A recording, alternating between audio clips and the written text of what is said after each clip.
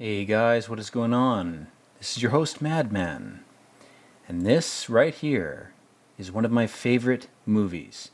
It's by no means a good movie by any standard. You can roast it or spit roast it if you want, on whatever altar of criticism that you'd like. It won't change my opinion that it's a masterpiece. It's a Robert De Niro directed movie starring Matt Damon. And this movie, The Good Shepherd, circa 2006, to me, is the best spy espionage Cold War era movie ever made. This thing is a masterpiece. It has lots of flaws that make it objectively not a masterpiece, for sure. But in my humble personal opinion, it is amazing. So we start out with this grainy ass recording with these two people fucking, and one of them goes, oh, the woman, she's like, oh, you're safe with me. Feel safe with me. Feel vulnerable. Tell me your secrets. Ooh. And of course the first shot is an eyeball. Why wouldn't it be? This is a movie that is directly trafficking in the kind of Illuminati eyeball, secret society, Masonic lodge type of symbolism, meme. And funnily enough, this guy's building ships in bottles. And the symbolism of that is kind of interesting. You know, he likes things controlled. He likes his little flat earth disc bubble realities in little experimental bottles. He likes things contained. That's what I'm saying. He likes reality the way it is. Maybe it is a creepy experiment. Maybe he knows that. But he's sort of dead inside. Look at his eyes. He's kind of soulless. He's got the American Psycho facial fit, the facial drip of a soulless drone.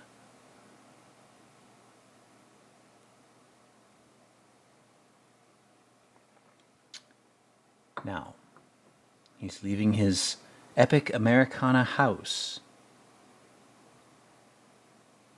You know, this movie, it has some demoralizing psyop aspects to it where it's like, oh, Americana's actually secretly evil. That's not the case. If you're not an idiot, you'll know that's exaggerated. What this movie does so expertly and so perfectly is it weaves a narrative of spies and espionage that seems believable. This woman is using her child as a vehicle to give this guy a signal. She sort of gives him a quick look. And he goes, oh, can you give me change? And in reality, that woman is a spy. The child is oblivious. This woman, I'm going to expose shit that you can't know if you haven't seen this movie a million times like I have, because I have no life. That goes without saying. You'll see in a second what I'm talking about. I'm saving you the trouble of watching this multiple times. You should be paying me for this. Fuckers. Anyway, the dollar bill that child gave him was a particular dollar bill. It was a spy signal. The woman was the spy, the child was the unwitting pawn. Children being used in spy-type shit without their knowledge. Interpret that however you'd like. This movie starts off with it. That's the bill the kid gave him. This movie demands a lot, man. Even if you're a TikTok tier, you know, oh, I have a super short attention span. I can notice everything. No, you can't. You can notice nothing. And this guy goes, the weatherman, I hope you can dance. They're speaking in code. Everything they say is a cipher. Their entire lives have been dedicated to the Tower of Babel. They are total slave cucks to language. They are drones.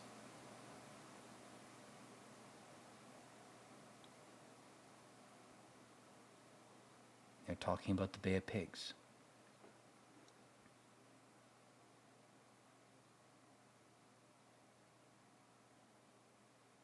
And this guy's so confident.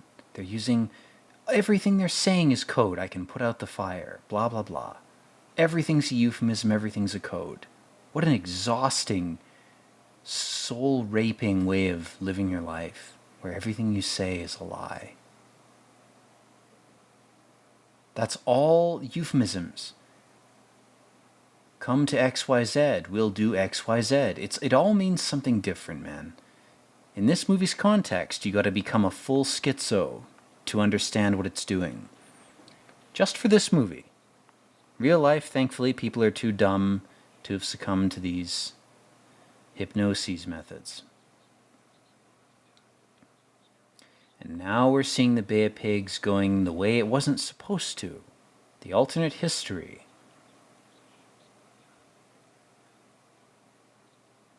It's a bit corny, it's a bit over-dramatized. This scene, you know, you probably just could have cut to this point. You didn't need the fake news show, but whatever. It's done for the plebs who are watching this. It's exposition in the context of the movie. But this movie, in its own narrative, is so fucking chilling. It's creepy, man.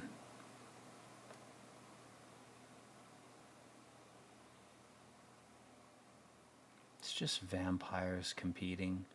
Do I have more thralls than you? Oh, I do? Oh, well, here's what I'll do with them. It's all falling apart. Terrible failure of this op. Not a small thing. You know, oh, CIA spooks and glowies and creepy, blah, blah, blah.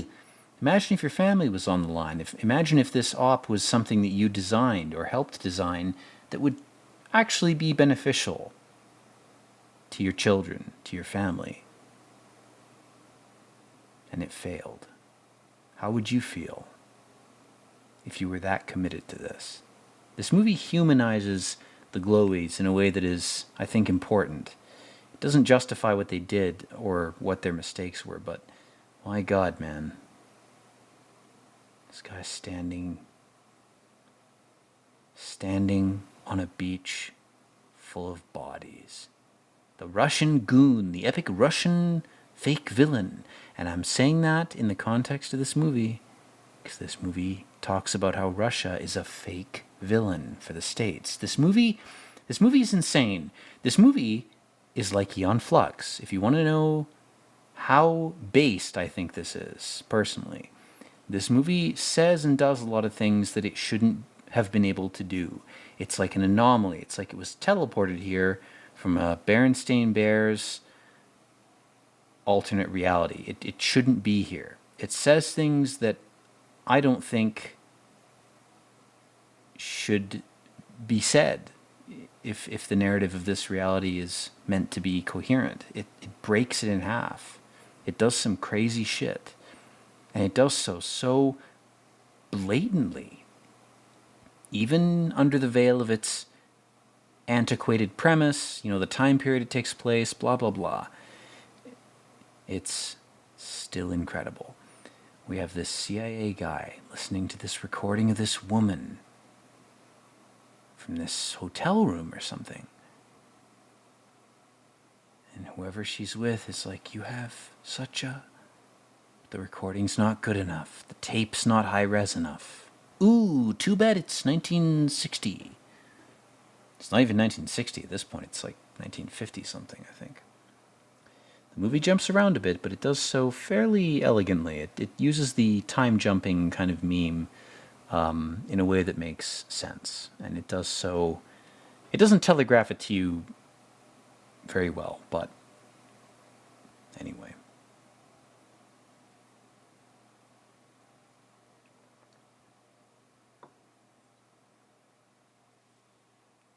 So Alec Baldwin is telling Matt Damon, somebody fudged the bucket and told them too many words to know. If you know what that's from, you're a real one. Somebody gave away our plan for Cuba, for the Bay of Pigs. And this guy's fingers are swelling up. He's got diabetes or cancer or some kind of malady. And he says they didn't get it all. He's referring to some cancer or something. He's got some health problem. he's warning him. He goes, your name's on a must-worry list. Very serious thing. I've been on that list since I was born, so I don't give a shit. But this guy, he's just entering into this shit. He's naive. He's young. And he's like, you forgot your hat.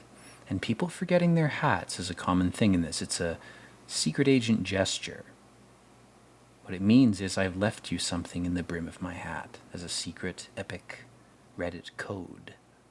I've left you my Pornhub login. I have many videos saved for your perusal. And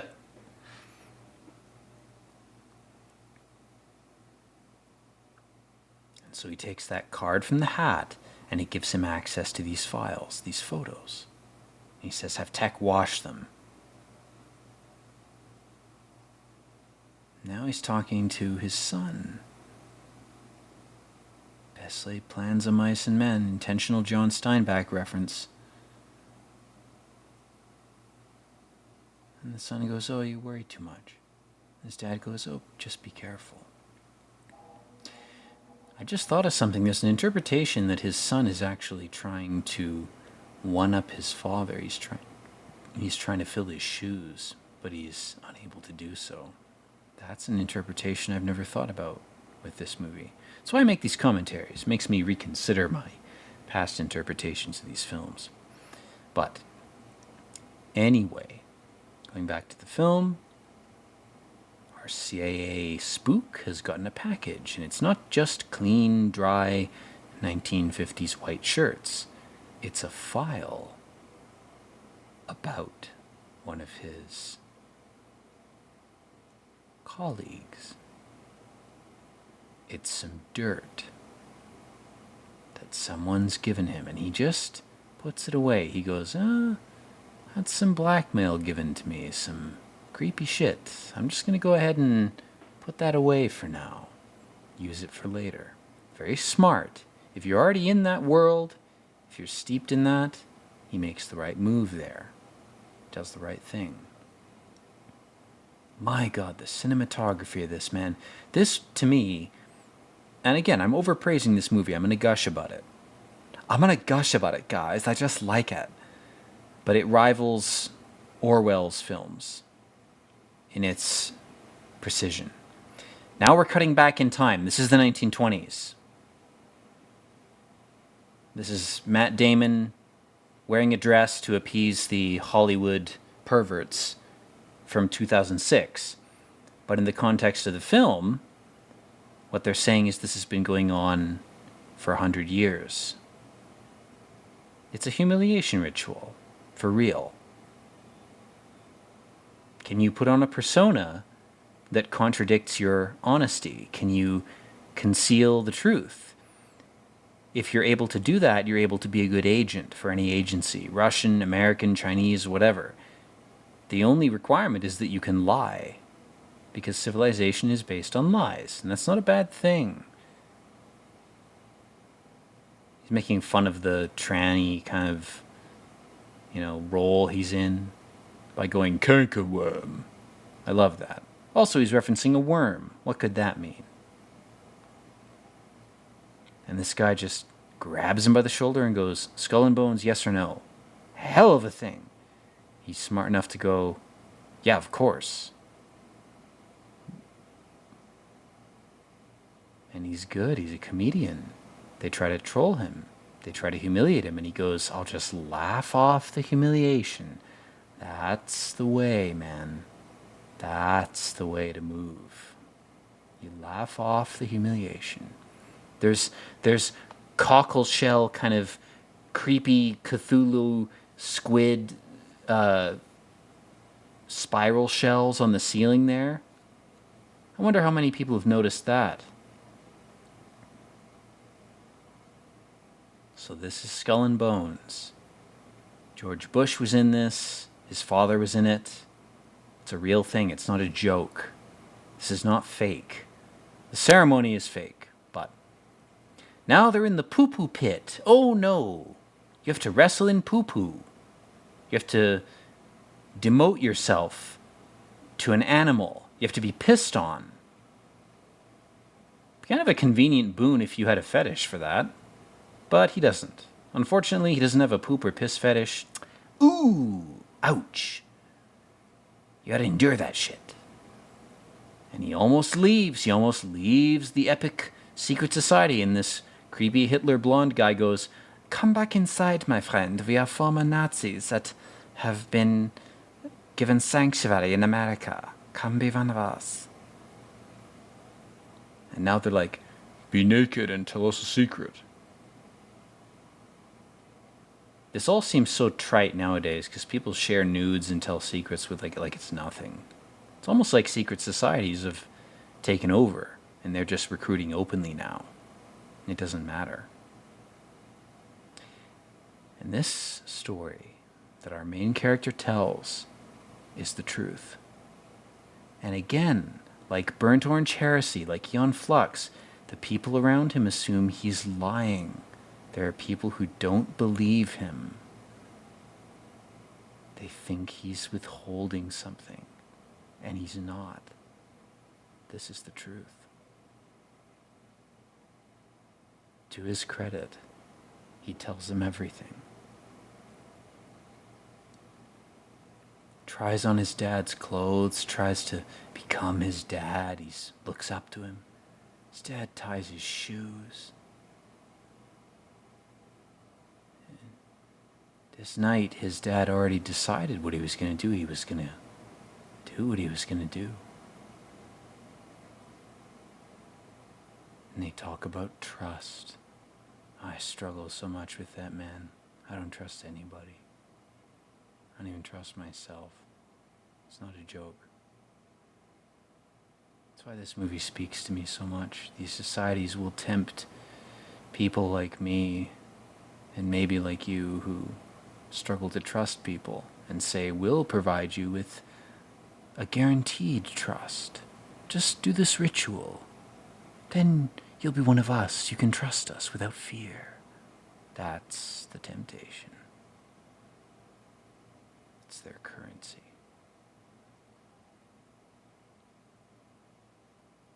This is like Matt Damon's indoctrination into the Hollywood cult. It's creepy shit. But the narrative of this movie, man, it's corny at times, but it's very good. Overall, it's good. It's worth watching. If nothing else, it gives you context and some insight into real things. And Matt Damon's being truthful. He goes, "I took the blame for my father's death." There's his dad right there. His dad was a skull and bones Mason drone. And this keeper of secrets guy, this Luciferian looking fuck. Greasy, clean. He's too clean, man. He goes, "What did the note say?" "I never read it." And he doesn't believe him. Matt Damon's telling the truth. He didn't read it. And the guy's almost off-put. He's almost creeped out. He says, "Your dad was going to be appointed Secretary of the Navy until he refused to be totally subservient to Satan. We're not going to have a problem with you rejecting the gift of Satan, are we?"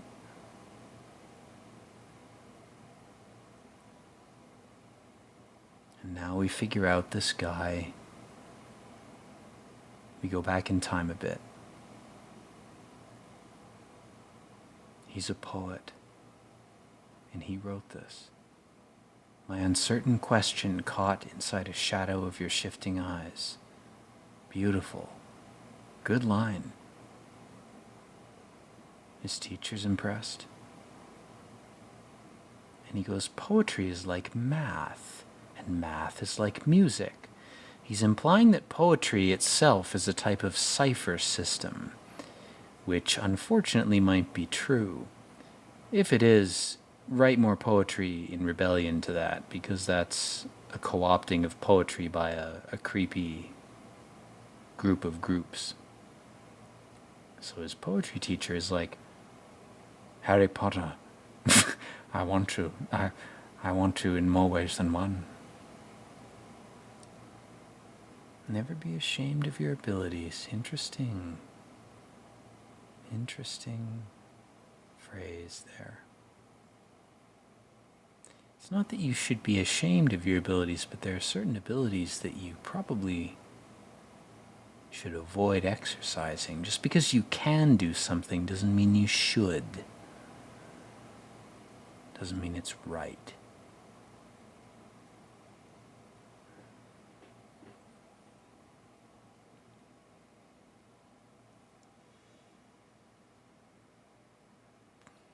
There's a sense that Edward is kind of trying to manipulate his prof here too a little bit. And this prof goes, "Oh, there's a spook watching us. I detect a glowy outside. I'm running Temple OS. I can see him."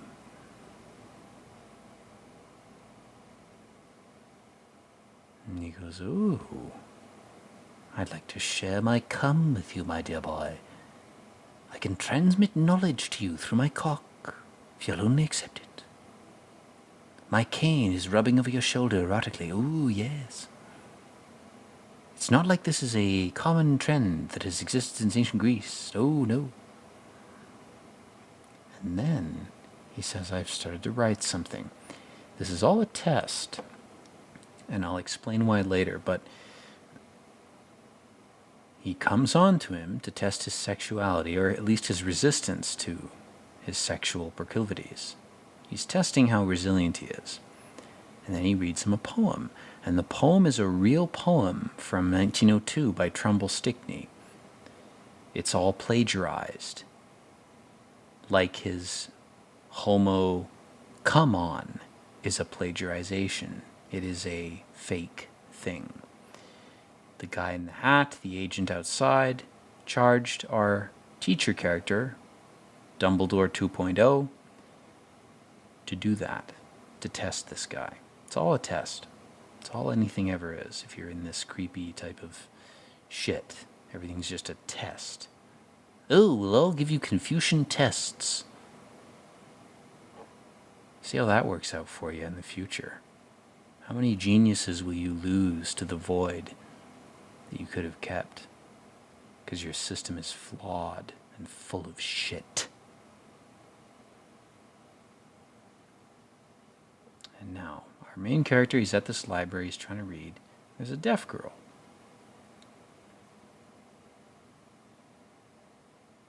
There's a disabled... And notice again, funny how I keep pointing this out in my videos, but it's true every time. We have a blonde-haired, blue-eyed main character, and a dark-haired, Jewish-looking girl, who is his temptress, potential wife. Isn't that funny? It's almost like there's two cultures or two species or two aliens or whatever trying to meld themselves into one. Like Jews are trying to say to white people, come be with us and be the masters of illusion, and you won't have to exist in the hell pit anymore. Come just craft illusions with us forever. You're very good at it. You have the genes of the Nephilim, of the giants. We've recovered you from fossils and stones and all sorts of other arcane sources, and now we want to co-opt you into our little cult, our little group, almost like trying to convert someone to a secret society. I'd rather the whole world burn to ash. And the ash was blown away to nothing, never to be recombined.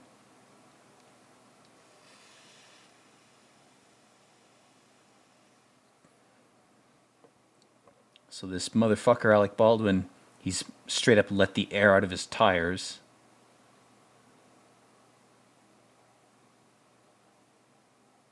You're friendly with Dr. Fredericks. He's like, well, the guy's my thesis advisor. And it's like, well, this guy's trying to recruit people to be Nazis. That's what's going on.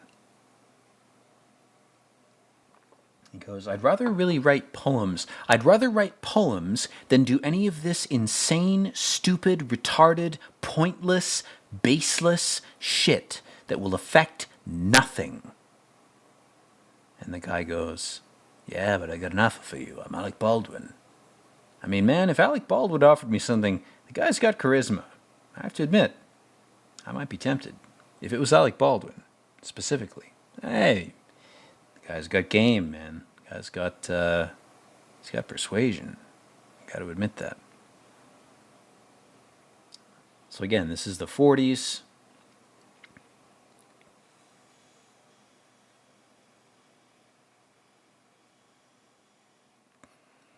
Watching epic American propaganda that's selectively clipped footage from various sources to produce a movie for them.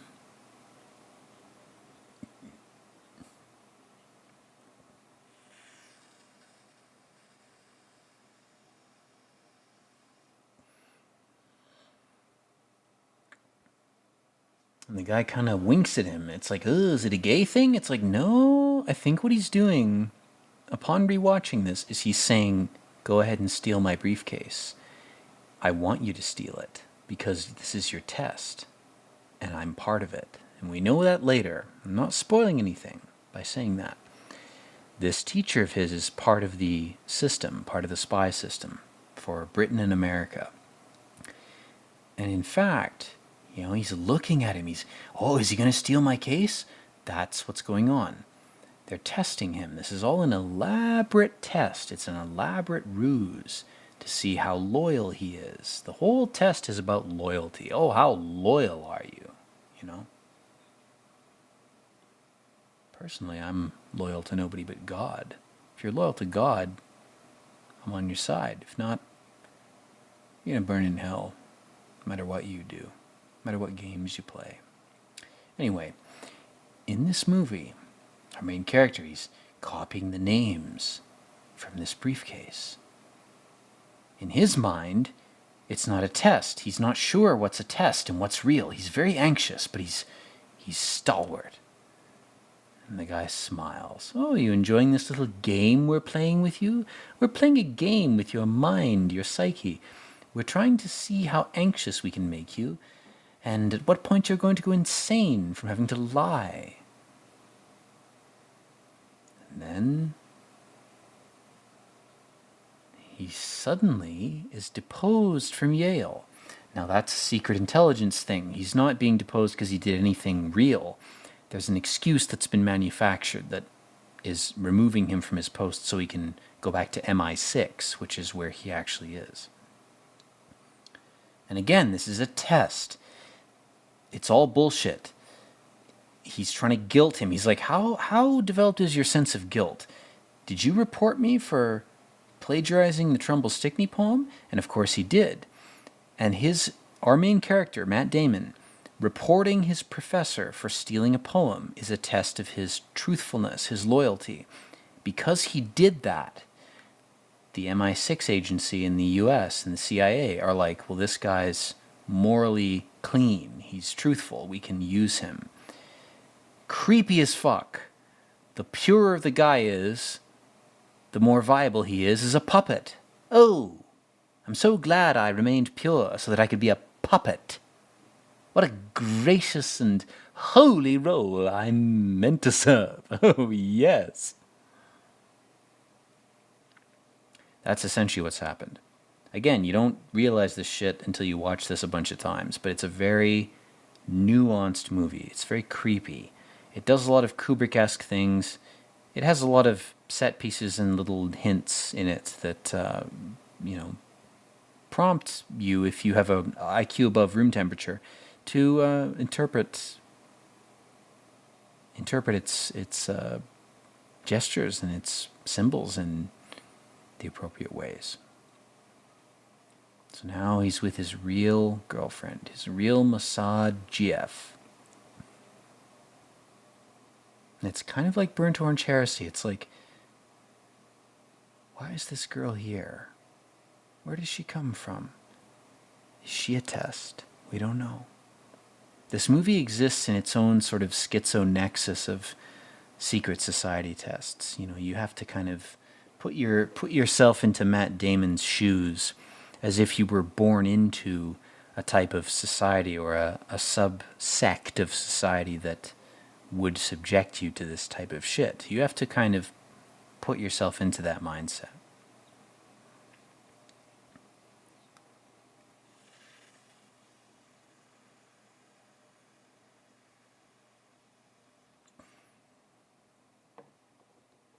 Professional club owner to do that, man. He's like, World War II has just started, but keep dancing. Keep reveling. Keep fucking. Your sex energy will serve the same gods that the blood of the dead are serving. What a great reality we live in.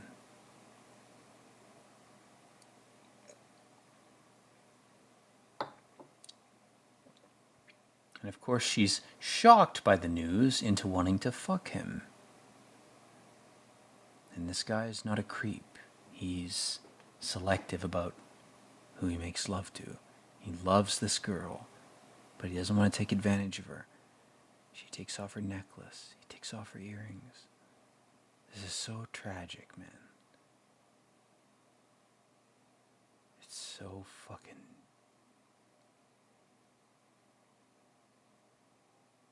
It's so sad. She goes, turn down the light. I'm so committed to my morals. I can't see myself in this place.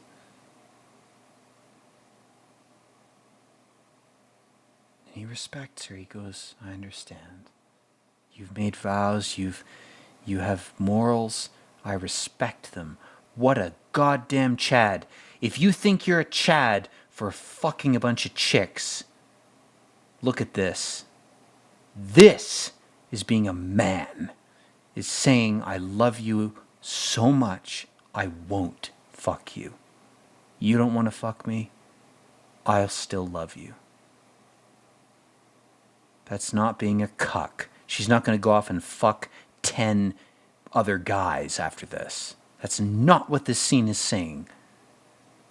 This guy has control over his impulses, and maybe, again, creepily, she was a test to see if he had control over his impulses in the first place. She's deaf, remember that. That's going to come back. She gave him this cross, this necklace, this emblem of her desire for him. There's a beer stein on the shelf. That's interesting. Beer stein with a dog on it? A beer stein with a dog on it. I wonder what that could mean. I'll have to make another video on that, guys, later. Look forward to my ancillary video about the beer stein.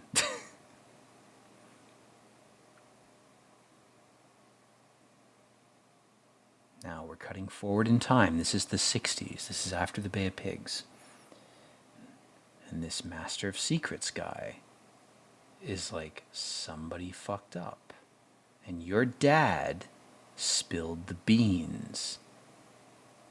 So maybe there's a genetic precedent for spilling secrets. A leaky boat.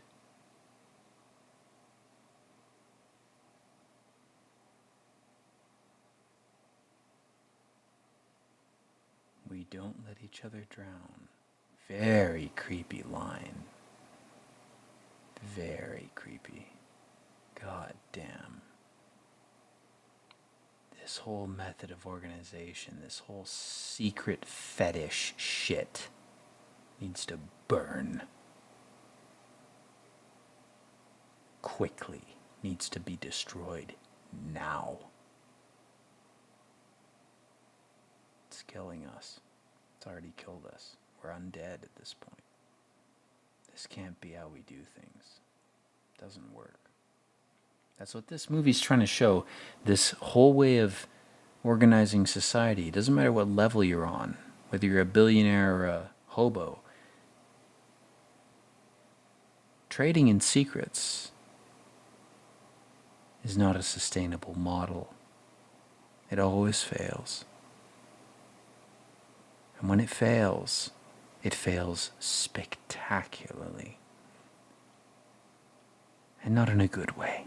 The spectacle doesn't entertain the people who were part of it beforehand. It entertains demons and gods, angels and demons. And the rest, they're flushed into the sewer. They're pawns. All this pretense, man, all this gloss, all this material. What the fuck does it mean? What does it matter? Does it really matter how good the wine is or how nice her dress is? What does that matter to you? What value does that have other than the artificial value that's imposed upon it by people you will never even meet?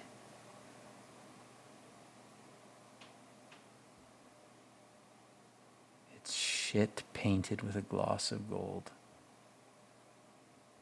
And people give their whole lives to it, to this, to dancing in a lodge with a girl with a shiny dress.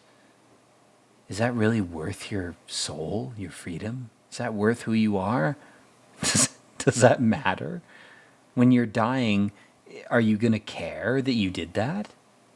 No, you're going to care that you're dying in that moment. You're only going to care about that moment. Like, it's pathetic, man. It's so pathetic. So, let's rubber band back to the movie here. She goes, "What do you believe in?" And he dodges her question by saying, "Are you in school? Are you intelligent?" And she goes, "Oh."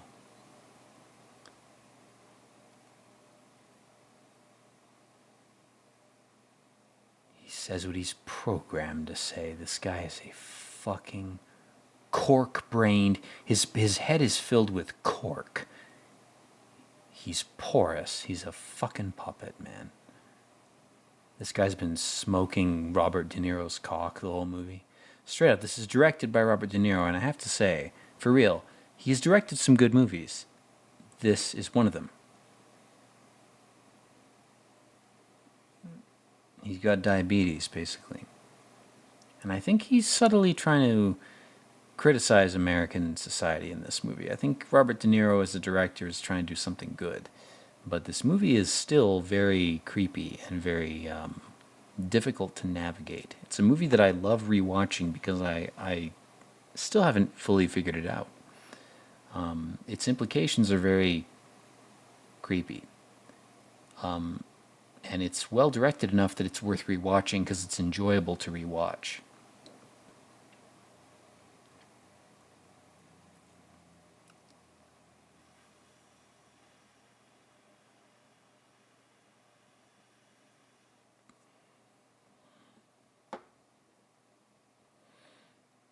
And so Robert De Niro's like, well, we're eventually going to get involved in World War II, one way or another. He's right in this movie's narrative.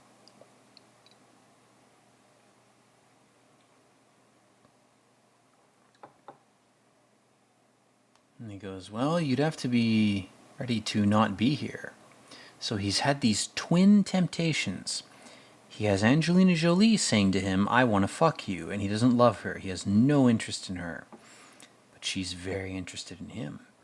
And he goes, well, it'd be convenient to have a wife. I could look normal. I could fit into society.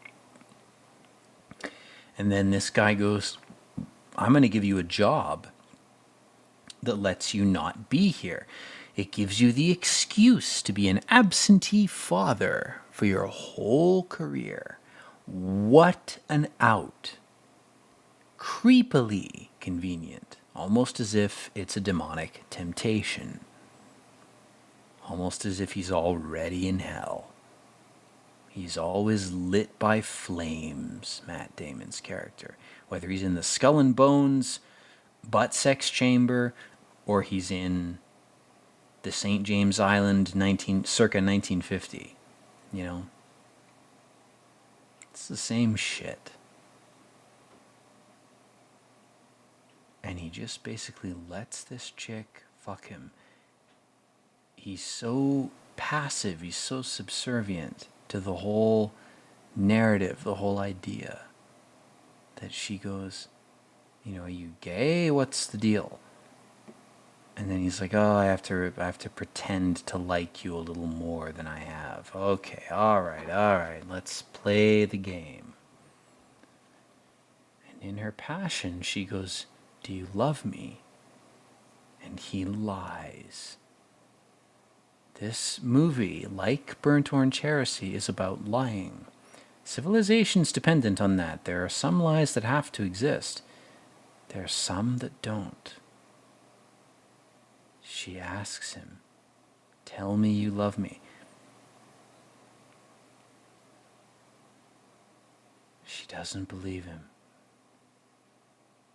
She says it again, struggling, lying to each other. My God, it's so fucking tragic, man. It's so artificial. It's so fucked. It's so fake. Go marry the deaf Mossad chick and be nothing. Be a fisherman. You'd be happier. It would be real. You'd get out of hell. She even offers him an out, man. She's even like, God, this woman, God help me. I've had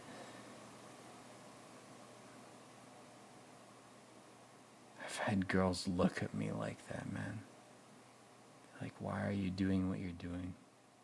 It's not so I can become a Matt Damon secret society slave. It's for another reason. I have a different reason for doing what I've done and deciding what I've decided. But, I mean, every guy feels this. Every guy has these types of encounters, and every guy regrets choices not made, paths not taken. In the context of this movie, it's different. This guy has one woman that he loves for real, and he has another that is an obligation. She's a walking obligation. A walking lie. It's like, oh, John, we're looking over. I thought you... You impregnated my sister. I know you'll do what's expected of you. Can you imagine, man or woman, alien or human, angel or demon, just put yourself in this guy's shoes.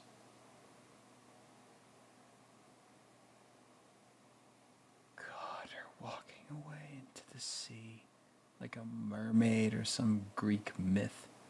God help all the dishonest lovers, man.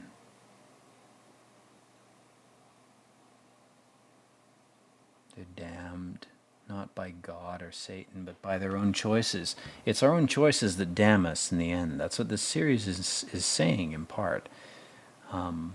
We choose our own hell or our own heaven by our actions. I mean, that's the nature of reality. You choose where you are. And this guy wanted to just be a drone. He wanted to just take orders. So his life became a life of taking orders. And you can make your life a hell by rebelling against every suggestion from everywhere, you know.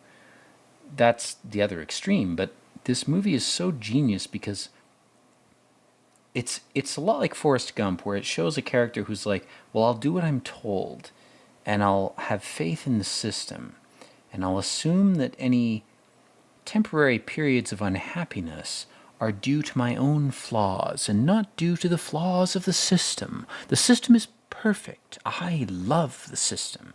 I would never criticize it in any way. Kind of un-American not to criticize your own fucking system, not to rebel. Considering America was built on the act of rebellion from France. It was French Satanist vampires rebelling against other French Satanist vampires.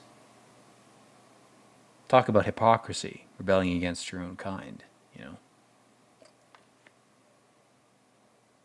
So then you find yourself in America in the 40s I'm an American rebelling against other Americans. Well, the that's the foundation of your culture, you moron.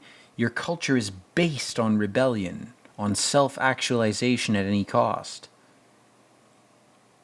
And despite this guy's adherence to the whole purity of the system, oh, if I just obey what I'm told, if my daddy tells me to be an engineer, I'll just be an engineer and sacrifice everything else. If my government tells me to do blah blah blah, I'll just do blah blah blah, because I'm frightened of being a person. I'm frightened of being an individual. I'm frightened of being a real human being. And this guy fits that profile, man. He's terrified of being himself. That's the hell that he's in. And this movie, in its whole noir, Cold War, narrative, it's all that's just a cloak. It's a veneer for our main character, who is afraid to be himself. That's what makes this movie so great, is the veneer is so perfectly constructed that it eats itself, it collapses, and you see the main character's real struggle. The real conflict in the movie is not between the US and the Soviets. It has nothing to do with that. It's this character in conflict with himself. And I know that's cliche, I know it's melodramatic, Broadway play, blah, blah, blah. It doesn't matter, I don't give a shit. That shit sucks. This movie is an example of how to do it well. This is how to do it.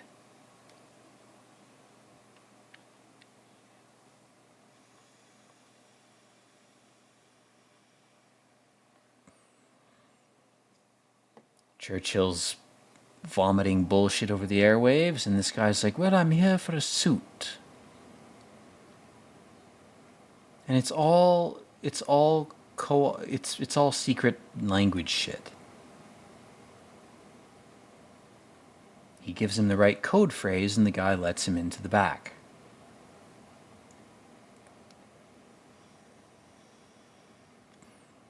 I'm so glad this is not the way things are done now, man. This is so gay and corny. It's so stupid. And I don't use the term gay in a sexual sense. I mean corny, poncy, overly indulgent bullshit.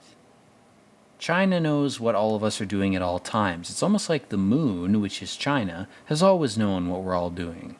It doesn't matter how we try to disguise it. Our attempts to disguise it are pathetic and fake and stupid. It's better if you just do whatever the fuck you want out in the open. You'll put on a better show for the denizens of the moon by just doing whatever you want to do openly. Trying to hide it is pointless now. Everything is recorded. Everything's backdoored. Your motherboard, your OS, everything. It doesn't matter if you're on Arch Linux on a Libre booted ThinkPad. You're fucked. You're more fucked if you're in that position. You're an idiot. The more you try to hide, the more you'll be exposed. And this movie sort of hints at that. It sort of starts that thread of thought with this whole narrative. I mean, again, here's this guy's gay poetry prof. His role this whole time,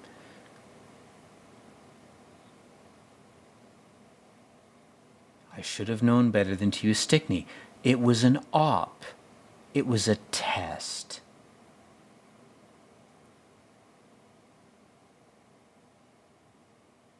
He's like, my task, his real mission was to extract a person from the US who could be recruited as a spy that would work for the West, that would work for England/the US.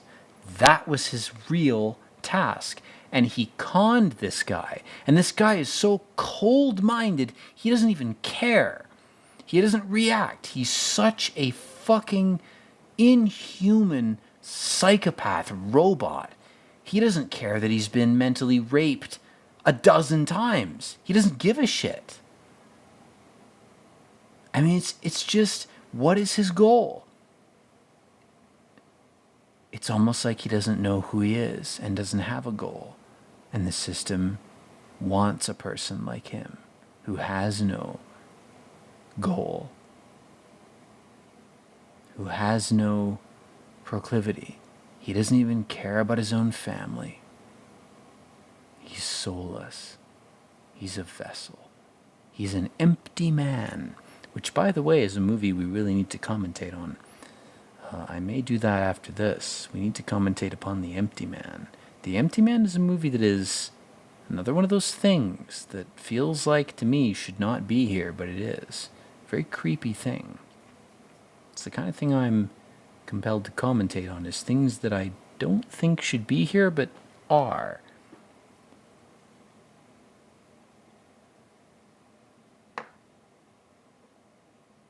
So now he's red-pilling this guy. He's like, you gotta lie and deceive. That's the British method of intel. You gotta accuse your enemies of what you're doing. Yeah. Create a fake world to deceive your enemy. Very interesting tactic. Very effective. It's not a new tactic, by the way. It's been common for about 4,000 years, but the new version of it uses new media. That's what makes it so insidious. And he's like, the schizo mind is exactly the type of person that you'll be tasked to observe. Terry is going to make something called Temple OS. You're going to have to observe him.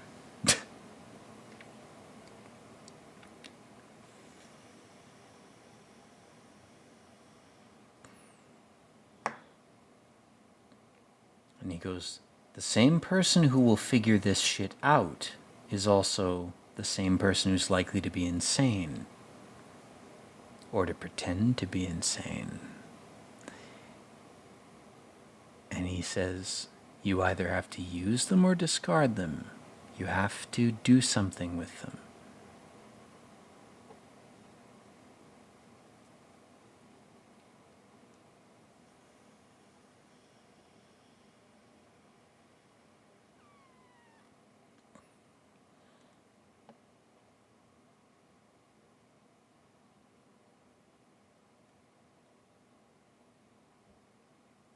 How do we know he won't be working for two masters? We don't.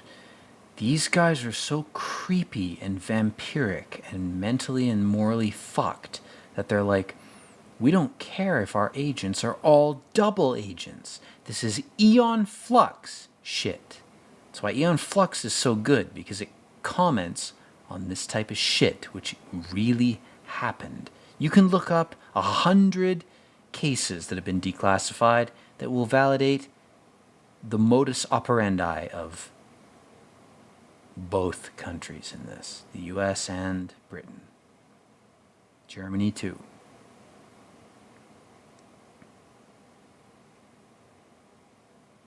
And he goes, oh, you're a romantic, are you? And the guy goes, oh yeah, I'm a romantic. This motherfucker is American Psycho on subtle mode. He's not actually a romantic. I don't think he cares about anything. I think he knows what his fate is. And he's just going through the motions. He's a very creepy main character, man. Even as a viewer, we're not given access to his real desires. He loves the mute chick, the hard of hearing girl. That's all we really know about him. That, and he witnessed his father kill himself. But that's not enough to form a character. This guy is kind of a shell. And Angelina Jolie has a line a little bit later in this movie where she goes, you're a ghost. I don't know who you are. That's why I love this movie, because it's like, that's our position.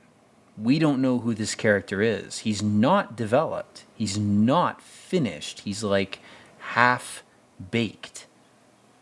And he remains that way throughout the whole film, right to the end. Even the ending scene, which is a great scene. This guy is intentionally kept secret. This character is concealed from us. It's as if we're looking at a real CIA agent who we can't know everything about. We even get to see his secret society epic smoking room. We get to see all the epic skull and bone shit, but we still don't know who he is. That's the genius of this series. We still don't know him. We can't know him.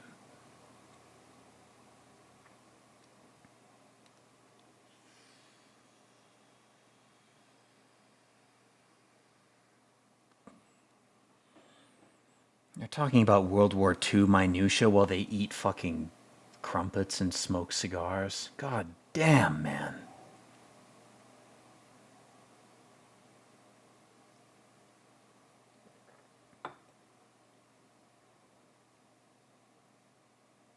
And this guy, his mistake is he's honest. He says, my deepest fear is I will end up friendless. And our main character doesn't have that fear. He's okay being alone. He's comfortable with solitude. That's his strength. And nobody around him has figured it out. They're all epic genius secret keepers. None of them have read him right. Now, this is a creepy moment where they're like, Dumbledore likes to fuck boys, we know that. And they basically say he hasn't been discerning with his partners. Now, that could mean one of two things. Number one is he's fucking underage people, which is dangerous for the organization. Number two, he's fucking people who could be secret agents who are trying to extract information from him. Either interpretation is equally dangerous in the context of this movie. In the context of reality, he's a creep and should be shot. But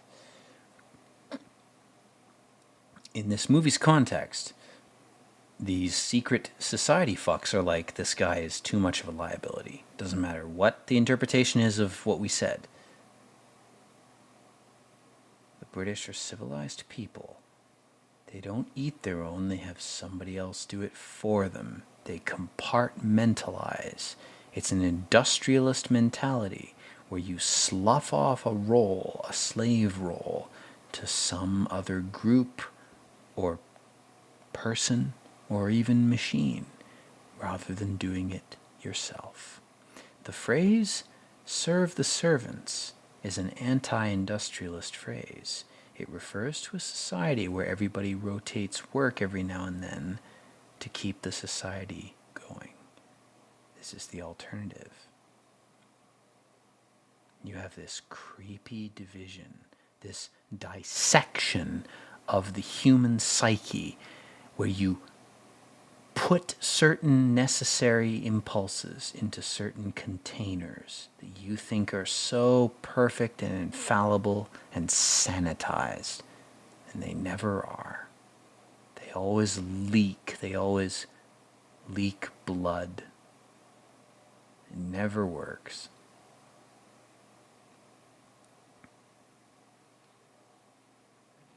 And again, is this another test for our main character?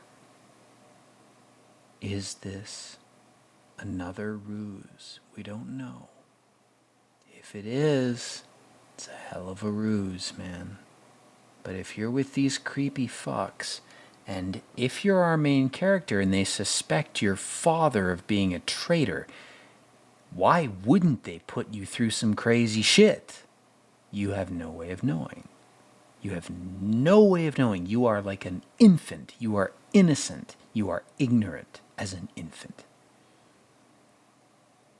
And this guy gives him a warning. He goes, this is a dirty business. Get out while you still can, while you still have a soul. The gravity of that, man. He serves him like a servant. Gets down on his knees, gives him a secret phrase, a code phrase. Get yourself a new pair of shoes. He's bootmaker to the king. We're all serving Cthulhu in our own way, aren't we? With lies, deceits, light shows in the dark. God. This movie fucking... It will be with me my whole life. And I know that sounds melodramatic, but this movie is creepy. This movie is saying some things to you that you probably weren't meant to hear. And that's why I love it. It takes a tremendous risk just by existing. Just by persisting, just by being here. It's creepy, man. It shouldn't be here. It's not supposed to be.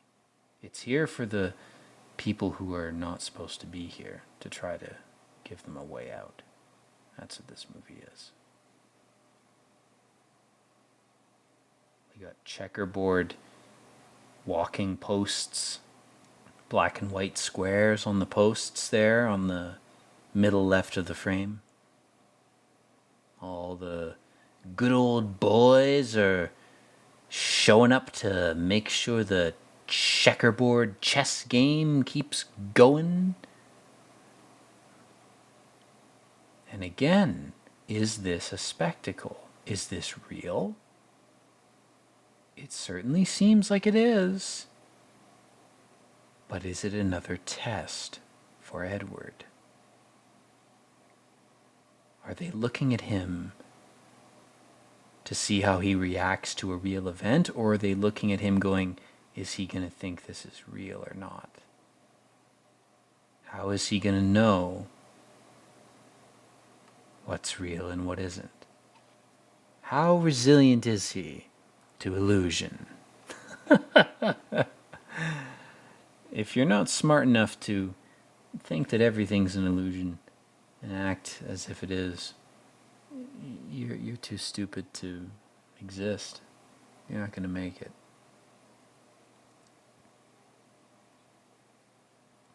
Oh, he knew too much, did he? Oh, did you kill him, or did you just throw a cane into the water at the precise moment that Edward walked down that little boulevard? Ooh, very interesting. Again, I wouldn't be going to such lengths of schizo speculation if this movie didn't summon up those types of things. It's a very creepy movie. I'm inclined to believe that they really did kill him, because he really was a liability. Because the narrative of the movie supports that conclusion. Now, we're cutting forward in time. This is the 60s. This is 20 years later. Cochinos is Spanish for pigs, like the Bay of Pigs.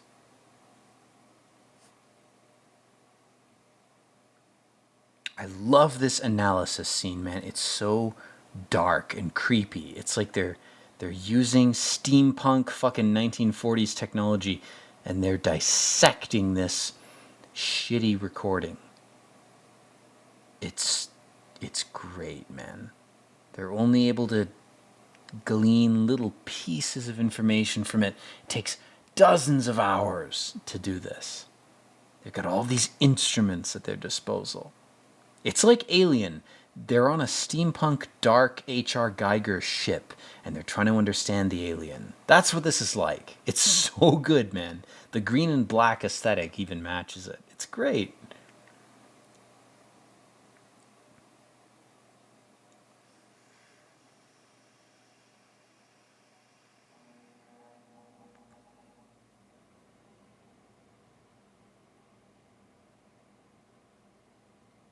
How long do we know what the plot of the movie actually is?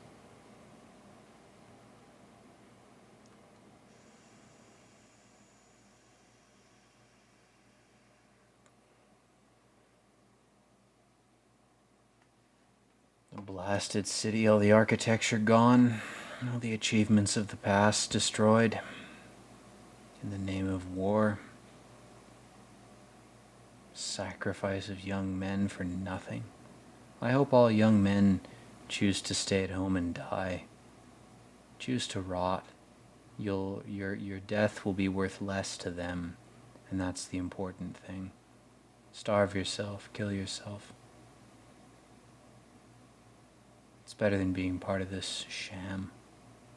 It's not worth it anymore. Maybe it was in the past, but it's not worth it. Leave in the way that hurts them the most. not suicide, it's slow death.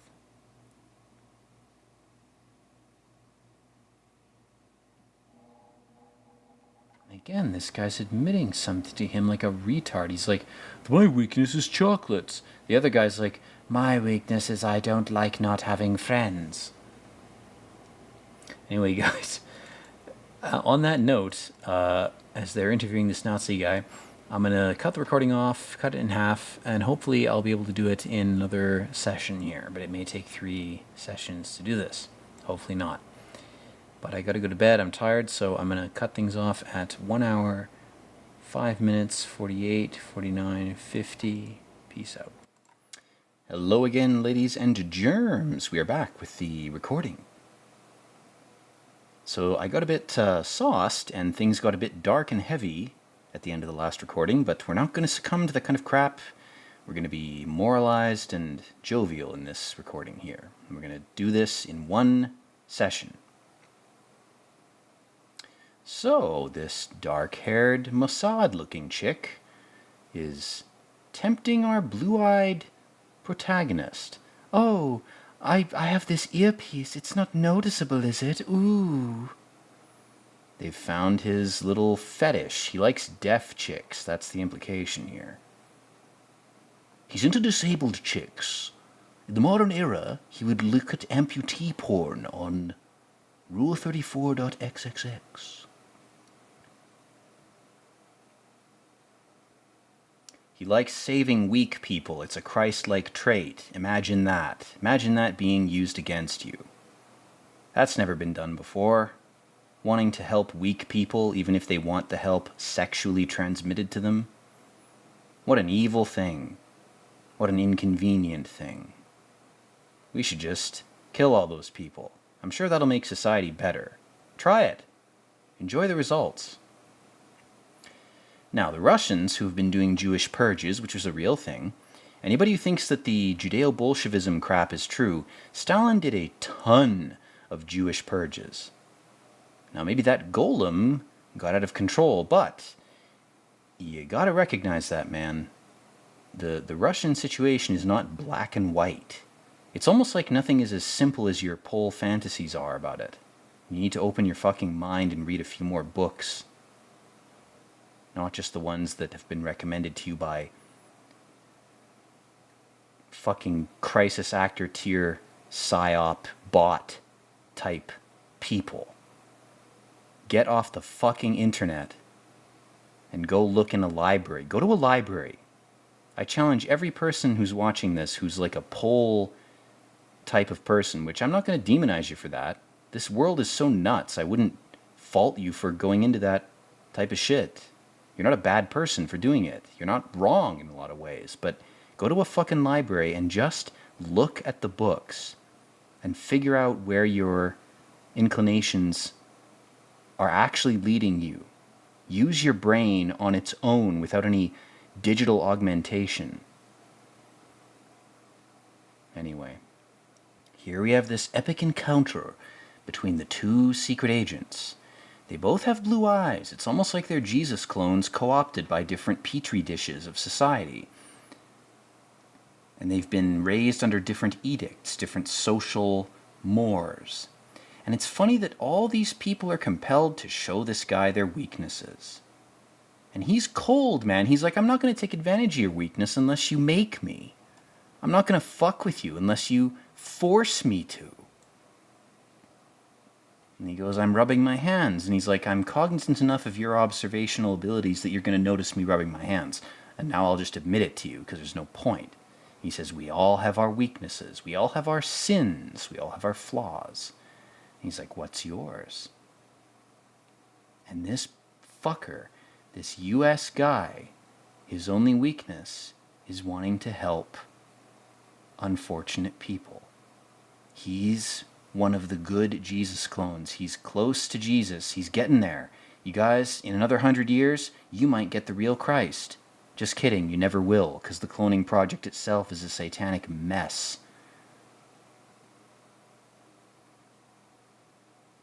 It's a rape of the natural order.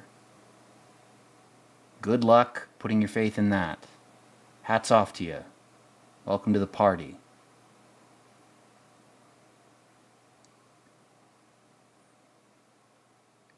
So after these two spies have their little exchange, we cut back to the epic recording. Who could it be? The shittiness of the Soviet film makes it hard to analyze. Ooh, God, this chick has a white eye in that shot. She looks like a corpse. Ew! Didn't notice that the first time I saw this. Holy shit. That's creepy as fuck. That's scarier to me than whole movies that sell themselves as horror movies. Fucking Insidious missed me with that shit. I was bored. What a joke. We gotta do a review of Blair Witch, because that's one of the only good horror movies, because the actors were improvising and the plot points were contrived by the set designers using little letters left under trees and shit that they had to find. That's cool, man. It's like a scavenger hunt from hell. That's interesting. That produces natural performances, natural improvised things, aka things that aren't lies. He's talking to his son over the phone.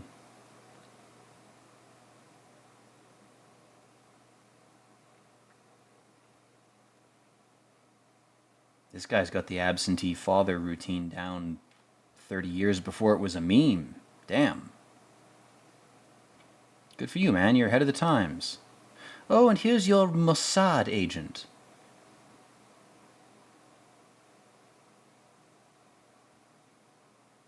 She's pretending to be Russian, but who knows where she's really from. And she goes, I'll offer you food. I'll be your mommy. I'll give you a nice, warm meal at the end of the day. End of your hard work day. I'll be your wife, your mommy. I'll be whatever you want. How convenient. Oh, you're intelligent. I'm going to tempt you by saying I'm also intelligent. I've also read Ovid's Metamorphosis. My God, I'm also a poet. I've also read Trumbull Stickney. This guy's so naive, man. That's his weakness. His weakness is not generosity or resilience to evil. His weakness is naivety. And they rape him at every angle with it, man. They exploit him at every chance. It's so fucking demonic. It's so sick. And he's like, well, I'm not an idiot. I know my weaknesses. I should leave now. Because I know you're trying to seduce me in 1940s terms, which is, you make someone a cup of tea, that's a signal that you want to fuck them. It's a different time. Nowadays, it's just like, I went on Tinder and I set my interests to foot porn and I got 500 results. And I fucked 500 people and I derived no meaning from any of those encounters and then I killed myself.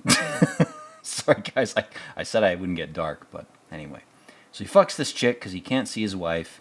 He's part of the Neo-Knights Templar military. And he's you know, he's been celibate for years. Good for him. He did nofap for 700 days. Most guys can't last 7 days these days. This guy did it for 700. What a Chad. But he sees that her earpiece is off, and he's smart enough to whisper her name. And she, in a moment of post-coitus bliss and glee, fucks up her op. And he goes, okay, now I know what you are. You're an agent. You're a witch. Look at her teeth in the light. The black of her mouth underneath. She's a succubus. She's a witch. She's a demon. She's an agent. Whatever you want. Whatever label you want to apply. You know. In 2170, there'll be a label called She's a Krav Maga. You know, doesn't matter. None of the labels matter. You know what she is. You know what I'm talking about. Language is meaningless. Concepts disguise truths. And luckily, one of his bros, the Russian guy, in fact, kills her. And this guy is his enemy, but he's also sympathetic to him. He's like, You're a Jesus clone from the other side of the brain. The west and the east represent the two hemispheres of the brain. You are in your hemisphere and I am in mine. If you figure out that we're trying to fuck with you, we will help you to figure that out so that you can transcend this bullshit war. The war between hemispheres, man. What a joke. What a sham. There's only a war because you think there's a war, because you've been told there's a war. His son is so angry with him, man. My God, the kid's face. Can you see the rage? The rage in that look, man. If you have half a brain and you can still interpret facial expressions like a human, he's so angry. Good God, man, you've created a demon. Your kid really is a kid. It's a baby goat. You've created your own demon through your own innocence and ignorance.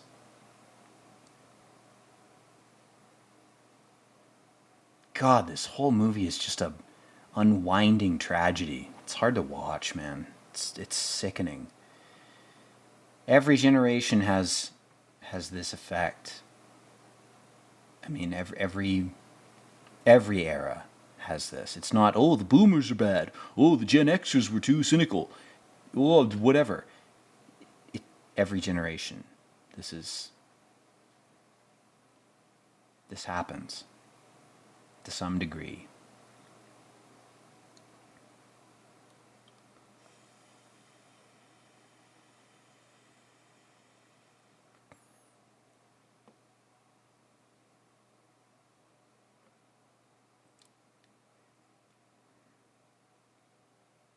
Again, he hasn't seen them in 5 years. The most formative years of his son's life, he's been gone.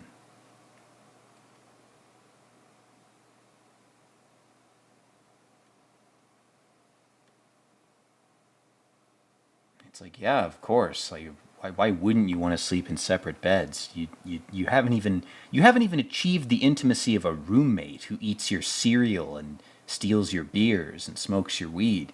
You haven't even achieved that level of intimacy.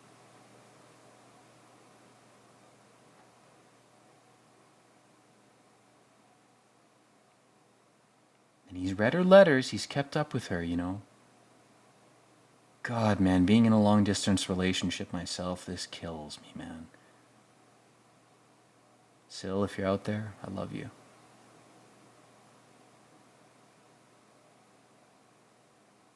Fuck, man. And she admits to cheating to him. My God. And she even admits that the reason she was with him was because of feminine curiosity. She's really bearing her soul to this guy. And our main character, his flaw, he doesn't quite equivocate. He doesn't give her the honesty she's given him. Nice satanic star on the wall there. Happy Christmas, Merry Christmas. Maybe Satan Claus will give you an evil materialistic gift to drag your soul further down from elevation. Materiality is great. Drink a Coke.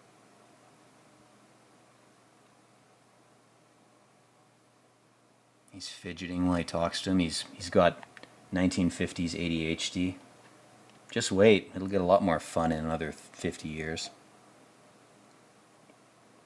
You'll be tweaking even though you're not on anything because you're so psychologically raped by this dying culture and its dying systems.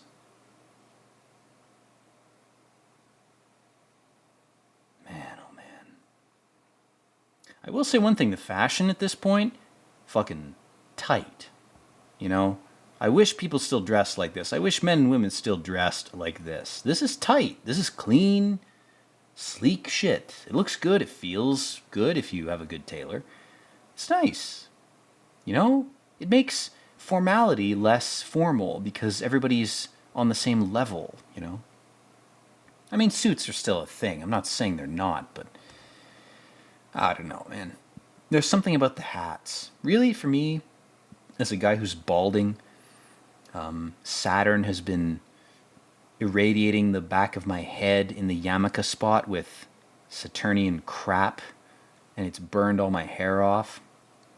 You know, I'm not Jewish, but the yarmulke, it's starting to appeal to me. It's more of a fashion statement. It covers up the bald spot on the top of the head. I mean, a lot of guys have it.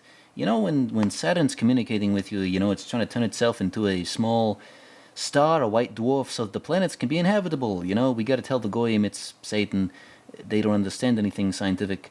But, when it's doing that, it's got to use us as its puppets to, red pill them about the fact that we're actually living in the 2001 future. But they won't accept it, they're too stupid. So, Saturn burns our hair off, that's the gist of it. Hey, you wear the yarmulke, at least you can look a little younger, because the bald spot's covered up. Anyway, rubber banding back to the movie, he's talking to Robert De Niro. Robert De Niro's like, hey, I'm diabetic, they're cutting off pieces of my feet. It's the 50s, they don't know what they're doing.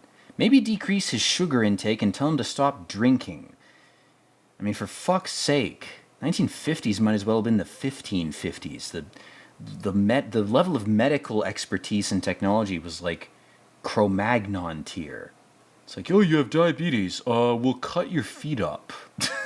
Instead of addressing the cause, we'll address the symptoms. Anything that shuts you up. The American medical system in a nutshell, man. So Robert De Niro's offering him a very epic position. He's like, we need to create a whole new department. He's like, oh, the clerks and the bookkeepers, the civil servants gave Hitler his power. And now this guy, again, he tells him his weakness. He's creepily compelled by some force he doesn't evidently understand to confess to our main character as if our main character is a Jesus clone. Not the second coming, not the Antichrist, but a fake, flawed clone based on the meme of genetics. If we just have Jesus' genetics, then we can save ourselves on our own terms. That's not how it works. You gotta wait. You gotta be patient. If you believe in any of the conspiracy crap that is completely fictional that I've been lauding on here. Because I find it fascinating. I find it fun to think about. It entertains me. That's the reason I profligate.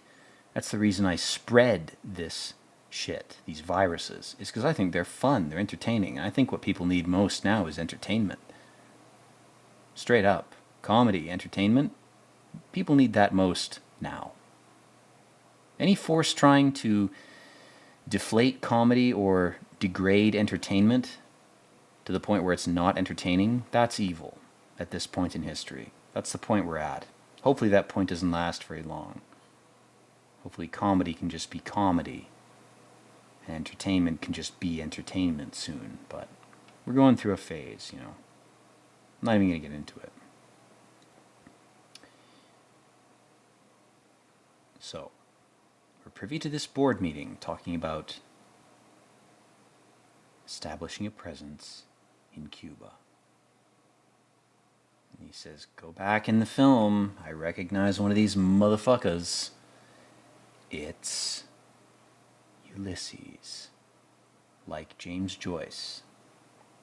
Maybe he's a fart huffer like James Joyce was. He appreciated the finer colognes of the colon. Interesting that colon and cologne are so similar. But the Ulysses book comes up later in this. That's why I mentioned that.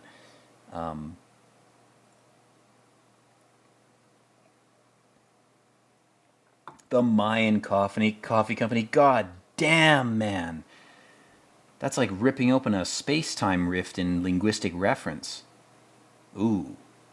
He says, don't wear your fucking blue Aquarius Jesus ring in this hellhole, man. We're pretending to be demons to try to unravel their shit. Don't do that. Now, in this scene, we got some early germ warfare type shit. Insect warfare. We're going to infect your crops with grasshoppers to fuck with your ability to be independent from our epic, Masonic, satanic world view. And again, maybe that's bullshit. Maybe that's a foreign psyop, you know? If you were an enemy of the West and you wanted to make the West look evil, and you were a traditional, perhaps Russian Orthodox-based society, you might want to make your enemy look satanic because your voting and fighting base of thralls was dependent on a conception of reality that is Russian Orthodox. Who knows? Maybe all the satanic baby-eating shit is a foreign psyop. I hope it is. The alternative is that it's real. Why would we create those narratives for ourselves in the West? What fucking purpose would that serve? Oh, to make our leaders look more powerful? It's like the South Park episode of 9/11. I mean, that's nonsense, man. It's either the truth or it's a foreign lie. Fuck how that sounds, me saying it. It sounds, controversial. I know it does. I don't care. It's just my bullshit. Again, Edward fucking warned him. Don't out yourself as a Christ clone with a big, fat, obvious blue ring when you're doing an op. Don't wear the ring or wear a different one, man. Wear a red ring. That would have been the right move. I'm a demon. Hello, I'm definitely one of you. Do that. Alternatively, don't wear anything, you moron. In this society, man, in this reality, your drip, that determines who you are. People look at your drip, they gonna make assumptions about your character, about your spirituality, okay? That shit's not trivial, right? White folks didn't invent it, black folks didn't invent it. It's what it is, y'all. Oh, his son wants his attention, but he's got a phone call from the president. Fuck the kid. I mean, come on. It's a phone call from, it's about some serious shit. The kid doesn't get it. But, from the kid's perspective, he's not privy to the secrets. He hears hints and scraps of what his dad's doing, and he's curious, and he's not sure what's going on. He's too young, he's too naive to know anything. And the wife's listening to the whole exchange. Now they've got an awkward dinner conversation where, he has to go, no, I'm not working for the CIA. She was drunk and said that to you when she shouldn't have, and she wasn't prepared to be my partner if she wasn't ready for this kind of shit. Loose lips sink ships. This is before all psyops were done both openly and in a closed way at the same time in a kind of superposition.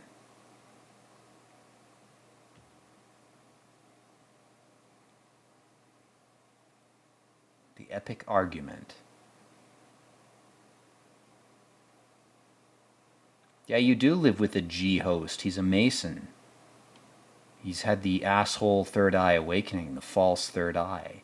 He's gone through the false third eye to find his real third eye. That's the point of the anal shit, literally and figuratively. Your third eye is in your brain. It's a structure that involves multiple parts of your brain and allows you to perceive certain things when it's activated. Most times in this era anyway, it's not necessary to activate that eye. It can be very dangerous to do so at the wrong times. But she calls him a ghost. That's not unintentional. This movie is trafficking in Masonic imagery, symbology, and memes, and all that type of shit. And I'm amazed this got made, man. This got made in 2006. Nobody noticed it. No one refers to this. No one makes... there's no cult of people who watch this. This isn't one of those, hey guys, you want to come watch The Room with Tommy Wiseau? Isn't it funny how bad his acting is? I'm a Gen Xer. Do you want to come watch Gremlins for the 50th time and jack off to how good the practical effects are? The West has fallen. We use CGI instead of practical effects. There's no group that does that for this movie. But this movie deserves it. Because it's a goddamn... It's inexplicable. Like, it shouldn't have been made. But it was.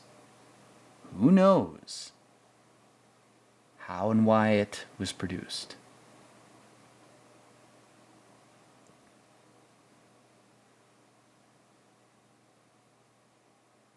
He goes, I'm in a wheelchair and I'm very embarrassed by the humiliation of my diabetes, but I will still drink alcohol and slowly kill myself with you for fun. Let's do it. Good man.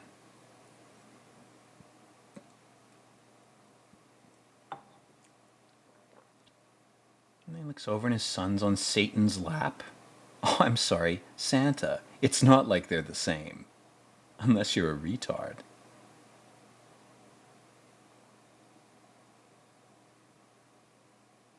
He's talking about moms and dads. And it's like the son pisses himself on purpose. That's the implication. He's angry and sad at the same time. So he's like, what tools do I have as a child to create a scene where I will punish my parents with humiliation? I will intentionally piss myself. 'Cause I'm soulless. I feel soulless. I have nothing. The only attention I get is when I act out. But beyond that, it's not just about attention, it's about revenge. It's about, I will embarrass you because my whole life feels like an embarrassment. My existence, my embodiment here feels like an exercise in embarrassment, and I haven't done anything to deserve it. I've been embarrassed from the point I was 18 months old onward. What's the point? If this whole existence is just an exercise in embarrassment or punishment for something I didn't do, or if I did do it in a previous life, I'm not aware of it, I don't remember it. How is it ethical to punish anybody for something like that? God should be raped and killed if that's the structure of this reality. Let's punish people for things they're not even aware they've done. My God, what a shit system. I'd say burn it down on a celestial level. Send the Taurid meteors to obliterate everything. Blast this earth into ash, pure atoms, nothingness. Let the divine and the satanic fight each other forever. Why do they need a middle ground? Why do they need a battleground if it's just going to be unjust bullshit that we use to raise people who exist here? I mean, that's insane. You know, if you were born into a situation that fundamentally cucked or abused or otherwise made you feel like you hate yourself, why would you value your existence? Why would anybody? It's not logical. The problem is people are like, well, you should be logical and improve your life and work out and eat meat and cut out carbs. All that type of shit. All those types of pieces of advice, right? None of them matter if your emergence, if your existence here is fundamentally absurd. Why would any recommendation for behavior or habit forming have any meaning to you if your baseline existence feels wrong, if it feels fucked? Why would anything that you did subsequently matter? Oh, I'll improve myself. I'll climb from the ladder from the sewer, the first rung of the sewer ladder, to the 5th or the 8th or the 12th. I'm nowhere near the manhole, but I've climbed up out of the sewer. Yay! Give me a gold star. I love validation. Why would anybody give a shit if you're still in the sewer? Who fucking cares? Whole generations are existing like this. And that's what this series is really about. It's about fucking over younger generations thoughtlessly And I know what I'm saying sounds nuts right now because it doesn't have context, but you gotta wait till the end of the movie. Straight up, you gotta give me a minute here. Wait till the end of the movie. All this clandestine spy shit is very cool, and I love talking about it, but honestly, just watch the movie, you know. You're here to hear me rant if you're watching this video. You're not here for, scene-by-scene commentary. You're here to listen to me. And I'm glad you are. And you should like and subscribe. But let's rubber band back to things here. I've been calling this guy Alec Baldwin because I forget his name. Nobody will get that joke, so I'm going to stop doing it. This older agent is basically saying to him,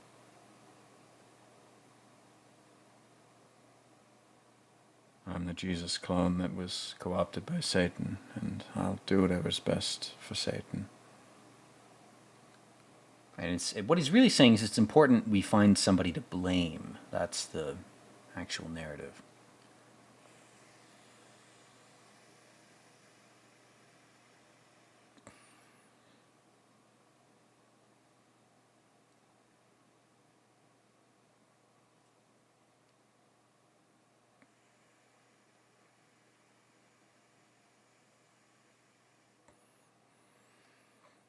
Now we have a very interesting Soviet dude, and there's no certainty about who or what this guy is. He's looking to make an exchange. Again, look up. This is real shit. This is not me being stupid and insane like I usually am. The advent of ambassadors is a very interesting point in history. It's an attempt by human beings to abdicate warfare to a non-physical form, to exchange information. It's a precursor to the internet. It occurred in the 1300s, late 1300s, early 1400s in Europe. And basically, ambassadors were conceived as an idea, like, oh, we should have a type of person that exchanges information. We'll call them an ambassador. The inception of that term is a very interesting point in history. It was meant to deter or delay warfare in Europe, where a bunch of populations with different opinions were compressed very close to each other, kind of like the Earth Zoo that we're all living in globally now. And this exchange here in this scene is an exchange that could have happened in the 1300s with horse-drawn letters and flags and all sorts of ancient transmission methods of information. The only difference is there's a little machine that makes it faster. It's a lot like trade. People like to say capitalism is a new thing. Capitalism was invented in the 1800s. Capitalism was invented in the 1300s, you moron. We called it mercantilism. But global trade has been going on since the 1300s. You idiot. It's not a system that can be destroyed because every culture uses it and has used it since the 1300s. Mercantilism is just an ancient word for capitalism. It is the same thing, it just happens slower. In the same sense, ambassadors sending letters by horseback in the medieval age is the same thing as messages flying out over the internet. It's the same shit. The speed being higher doesn't change the nature of the thing. It just accelerates it. It's not different, it's just faster. Pound that into your ape skull. It's the same shit. Anybody trying to criticize capitalism or the internet, they're unaware about mercantilism and ambassadors.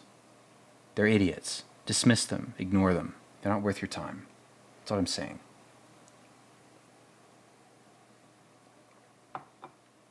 Now we have this supposed Russian spy.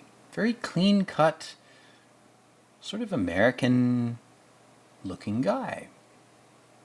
And he knows a lot, you know. The Russians have really pampered him up. They've puffed him up with all the makeup and, They've given him a nice suit.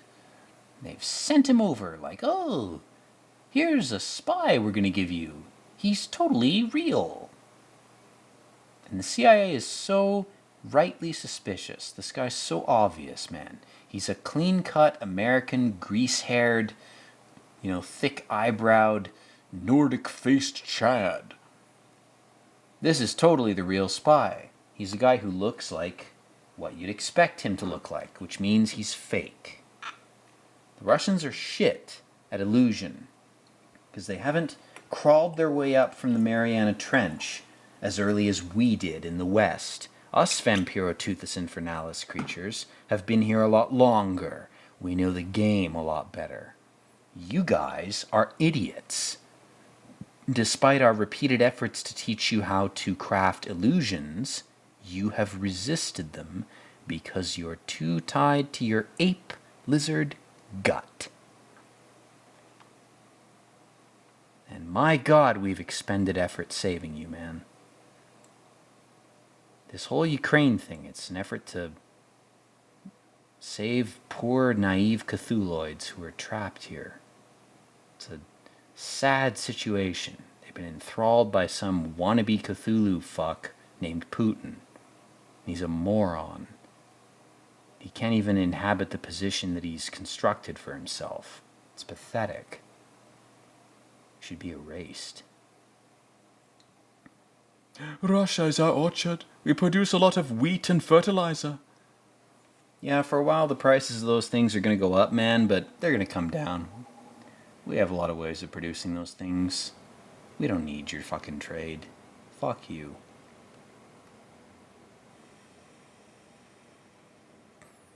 Oh God, seeing this girl. It's like being killed as a guy. It's like I'm dead now, and I have to revive myself. Seeing her here, holy shit, man. There's one person that would do this to me in real life if I saw her.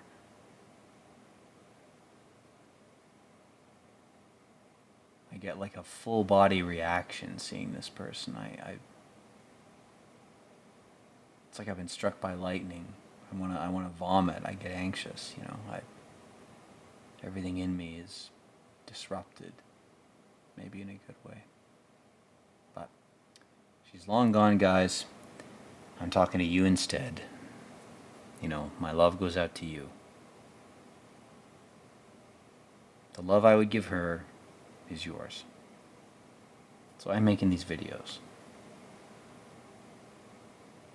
I'm not Edward. I'm not comparing myself to him in this movie. But his struggle with this woman is so tragic, man. It's so cutting. And I made jokes about him. Oh, he has a deafness fetish. That was bullshit. He just likes her as a person. She's just a good conversationalist. Her personality transcends her physicality. It's almost like that's real love.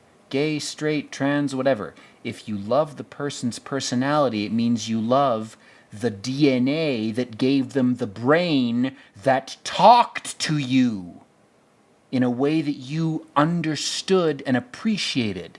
It's almost like DNA transcends cock and cunt. It's almost like God is screaming at us that that's the truth.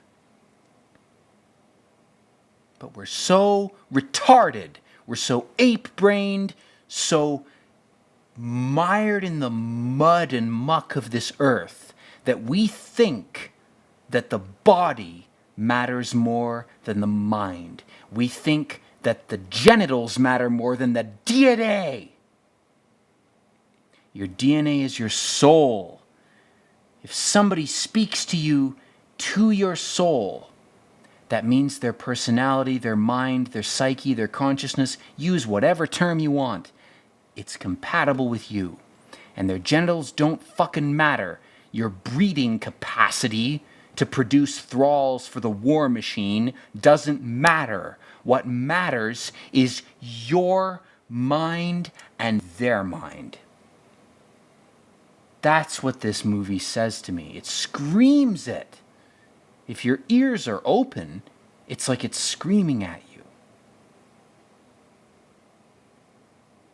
And it's tragic, man, because this guy is committed to the satanic secret society cult of the human ape lizard body. We all have to be ook lizard butthole genital apes. We can't transcend. That's verboten. Satan has forbidden it.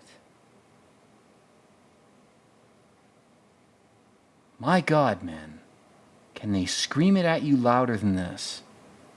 Look at his plastic wife. They picked Angelina Jolie on purpose. Angelina Jolie, she knows her role in this. She's supposed to be the ideal wife. She's supposed to be the Barbie doll. She's physically attractive, but her physicality must mean that she's also epic breeding material, and any child I have with her will be a wholly perfect representation of my mental will. That's bullshit, man. That's bullshit. Personality is the determining factor. I feel like, how has no one said this? You know? If I have to be the first to say it, shoot me. Nuke my house. Kill my whole family. I don't care. This deserves to be heard. Personality is the determining factor in compatibility, because your genetics are not just physical. Your genetics are not just tied to your sexual parts. They are tied to your brain, to your mind, to your consciousness, to your soul, to your spirit. Genetics is holy. If two femboys take cells from their forearms and one turns one cell into a sperm and the other into an egg, and they have a child because they genuinely love each other, that is more godlike, more divine, and more true than this guy trying to fuck this Barbie doll to produce some war fodder orc thrall for the system that's only designed to die. What a sick, fucked up system we live in. If you're compelled to breed just to breed a drone, what is wrong with you? What is wrong with every generation? Going back to Cain and Abel. You're going to breed people just as war fodder? This society deserves to burn if that's the case. If you're only breeding to produce soldiers, you deserve to go to hell forever. You're not just going to have a tour with Dante and Virgil. You're condemned. Human beings are not meant to be war fodder. We're not meant to be tools or instruments. We are divine. We have souls. When you trivialize that, man, you're creating a society that's suicidal. Good luck if you support that. Good luck, man. I know I'm going off on this. I know I'm getting I'm getting spicy and epic. I'm getting very angry and bombastic. Ooh, I must be insane. I know how I sound.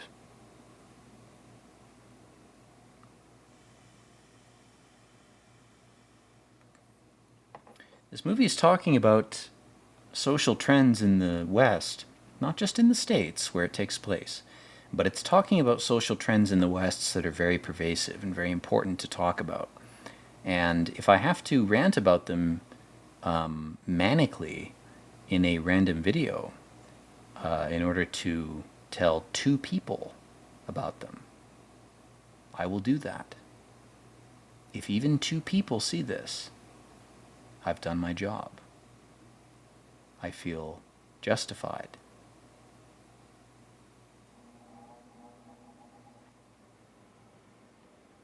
Now, Edward has given this chick back her necklace. Very dark move. He said to her, "My path, I need to go deeper into hell to fix things, and I don't want you following me." And to his credit, he's like, "Well, I'm trying to connect with my son. I'm not good at it. I'm an awkward nerd, but I'm trying. And this is cool. Ships and bottles? That's cool shit, to be honest. That's a cool thing. I could see myself getting into that at some point. It's kind of cool.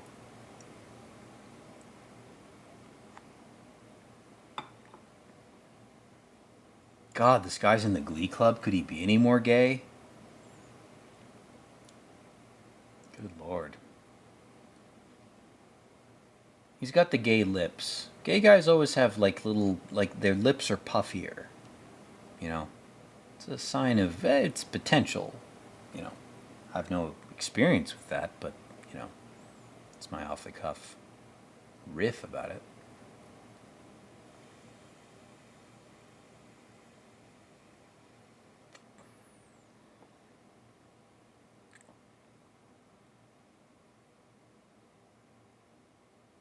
His lips look like fucking Aerosmith. His lips are too wide. Well, it's the Vampiroteuthis infernalis squid DNA. Makes your mouth wide.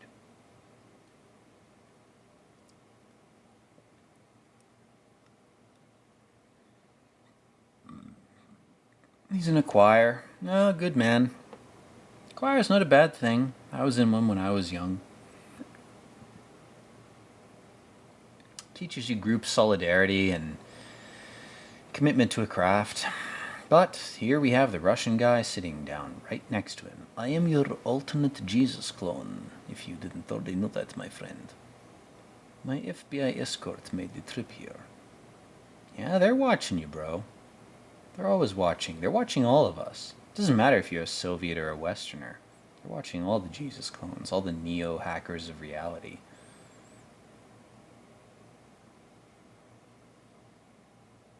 And he's being open with him. Again, this is the reason I brought up ambassadors was to make a point that I have failed to make up until this point in the video, which was that there has to be a controlled space where honesty can exist.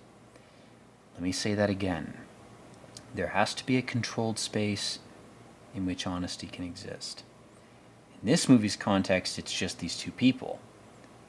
Luckily, thankfully, that realm has been expanded in recent years to broader reality. Because it has to be.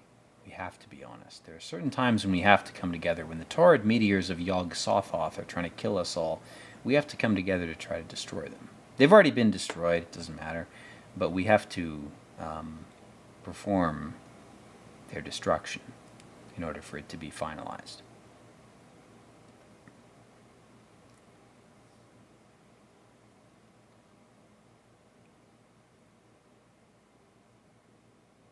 And man, there's this creepy woman looking at him over his shoulder.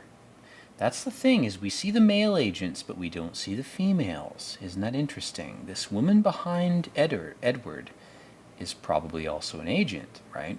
Why would she be seated directly behind him during their conversation where she could hear them, right? The female agents are the real agents. And shout out to them. They do a hard job. They have to really be quiet. They can't do anything. Can't say anything. They're the Bene Gesserit of this series, this movie.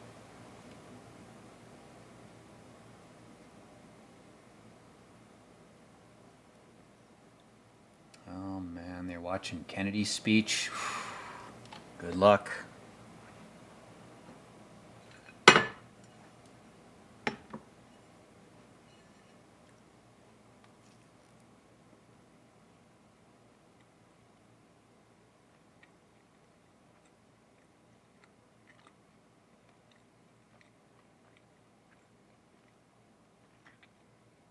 Now they have a conflict.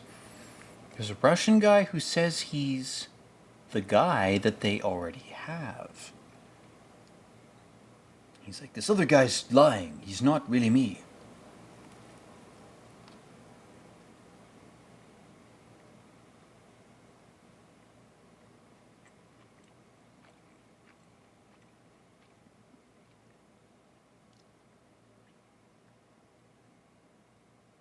We never know as viewers. We're not given enough information like these agents to know if this guy is telling the truth or if he's the fake guy. Well, for now. But at this point,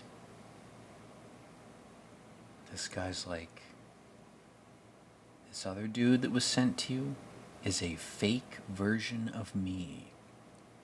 Like a clone. Like a drone. Like a shell, a vessel. Something false that's been sent to you.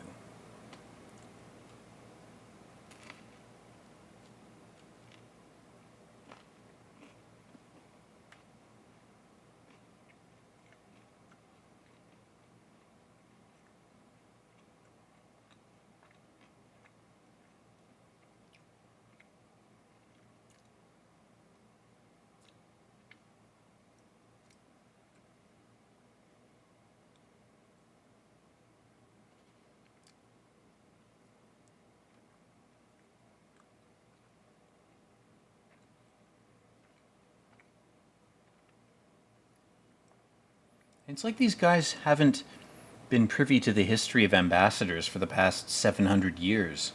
You don't force people to tell you shit. You give them incentives. You know, you catch more flies with honey than with vinegar. Amazing how deaf our leaders are to those terms. It's a universal thing. It's sad, it's pathetic. You know, humans can be treated like dogs. We like rewards better than punishments. Because we're mammals, you know? Punishing somebody and trying to get information from them while punishing them, it's just going to produce gobbledygook or fake shit. They're not going to tell you the real shit, or if they have, you're not going to listen to it because your methodology is fundamentally flawed. It's like spanking your kid. They're not going to behave. They're going to consign their behaviors that you didn't like to covert means because your punishment of them didn't motivate them to change their behavior. It just motivated them to hate you and to want you to die. Or any kind of, replace that with any kind of abuse or punishment. It's the same type of shit.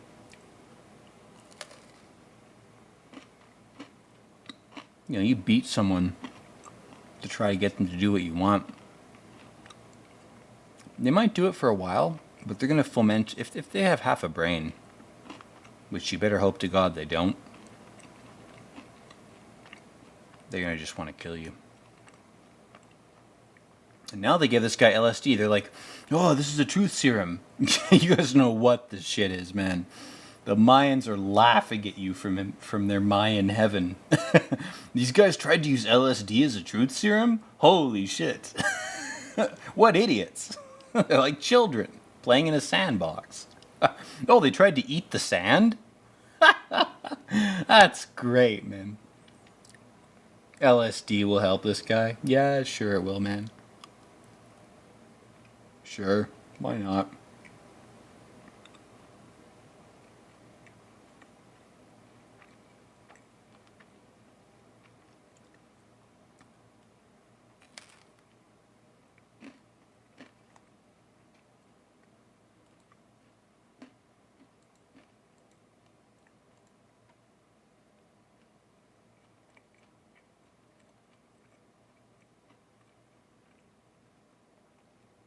And suddenly, he gets serious. He wakes up. He goes, Soviet power is a myth. A great show. There are no spare parts. Nothing is working. Nothing but painted rust. Recall my stalker video.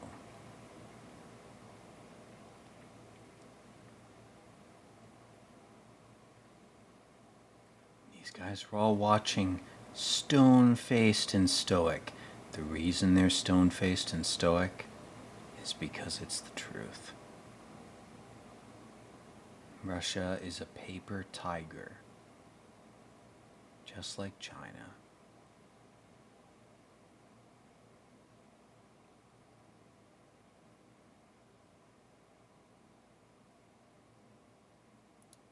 interesting he uses the term cow. He looks right through the double mirror at these guys. He says, I've told the truth. I'm the Christ clone you couldn't be. None of you could die for the truth like I have. And you're pathetic for it. And I've done my duty. And our fucking fake guy, he's like, oh, I'm so saddened by the death of this real person. I have to pretend that he's not the real guy. So I will take the truth serum, as if he would accept your offer. You retard. Like, I mean, he's just doing it to flex. He's doing it to virtue signal. He's like, oh, I'll take the truth serum too, because I'm definitely real. He's only saying that because the other guy's dead. But he gets his comeuppance, thankfully. This asshole.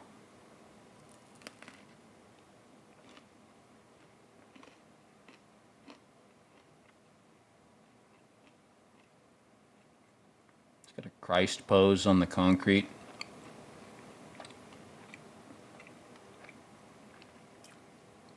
Now they're back in Plato's cult cave. Fires shining lights on symbols in a cave, in an underground secret society. Oh, that couldn't possibly be a conditioning zone for false shit.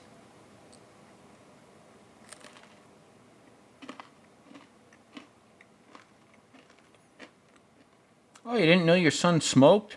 He probably smoked cocks. What do you care? You don't give a shit.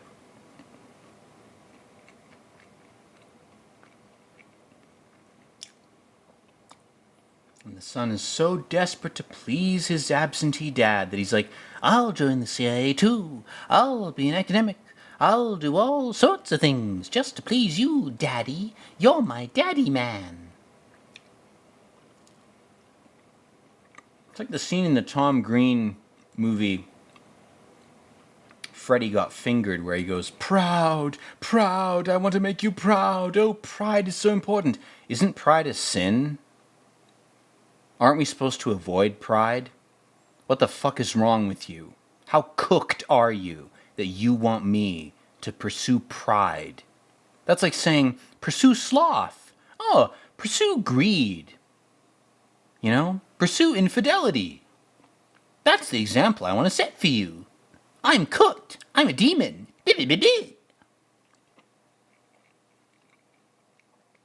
Now, rubber banding back to the movie. This is important. Edward says, I married you because of him. Now, that is a loaded line.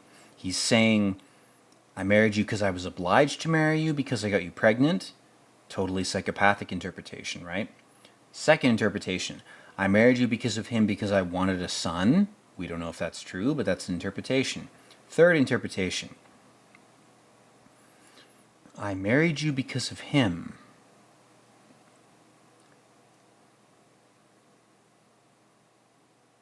Because I needed to produce a warrior for this culture. I needed to sacrifice a child. I needed to sacrifice my son to some demonic war. That's the third interpretation. Not a lot of credit built up for this guy, for this Edward character. He's not looking too good, you know.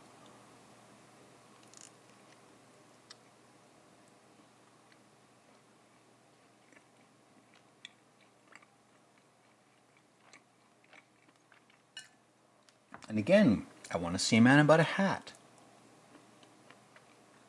The new thing is like colored socks, like colorful socks for like a signal.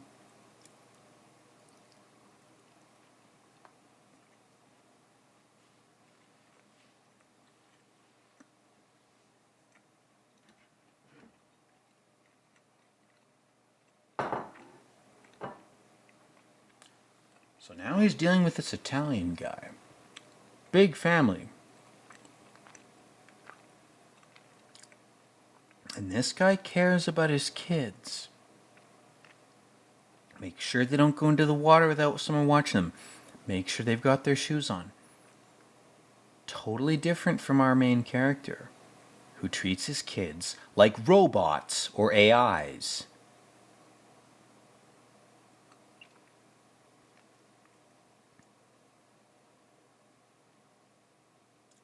Now they're trying to deport this guy, and he goes, well, I could have it changed. But you gotta do something for me. You gotta give me a favor. You're Italian, you understand? And he goes, you guys fucking scare me. You guys are making artificial wars and shit.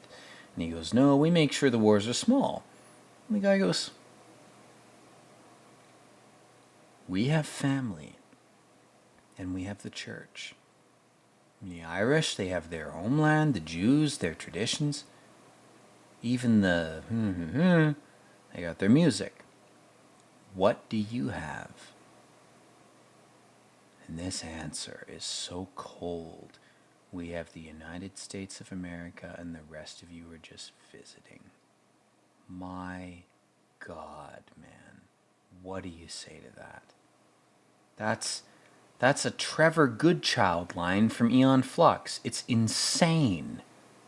These people are components of your own system that you are shitting on without any awareness of it. You're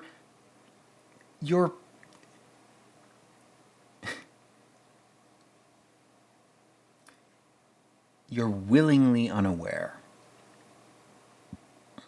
because you can't look at it. You can't see it.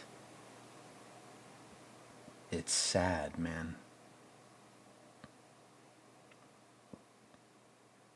Edward's son was listening to the conversation.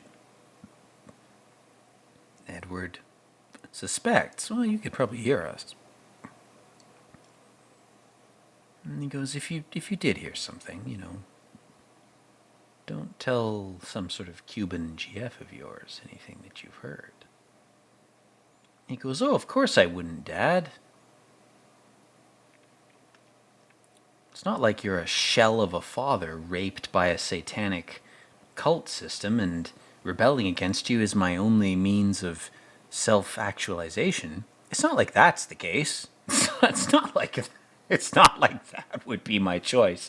I'll obviously obey your every diktat, master. Mein Führer, I will obey your satanic diktats to the grave. Sieg Heil. Oh my God. Arrogance is such a gift, man. These people are so calculating and so smart, but in their emotional side of their brains, they're lower than children. They're so stupid. They destroy themselves spectacularly. And we, the meek who inherit the earth, we get to watch. We just get to observe and record. Thank God for that role. It's so entertaining, man, to watch the boomers rot. To watch justice in action, slowly or quickly, it doesn't matter. It's so entertaining. It's priceless. It's the cosmos in action. It's pure balance.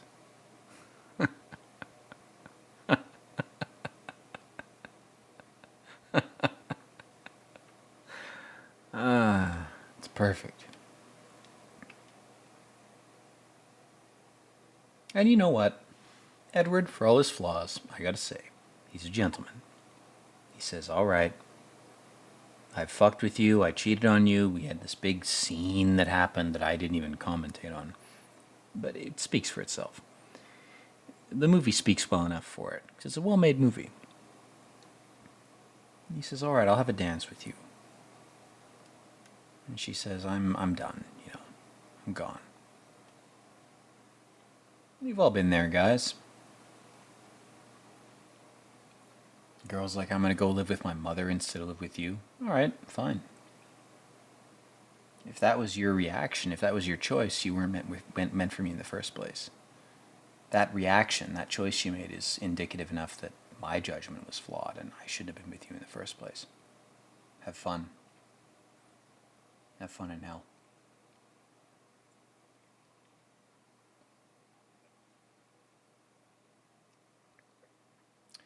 Now, when they say Congo Leo, his eyes flick upward. His eyelids flick. He goes, ooh, Congo Leo.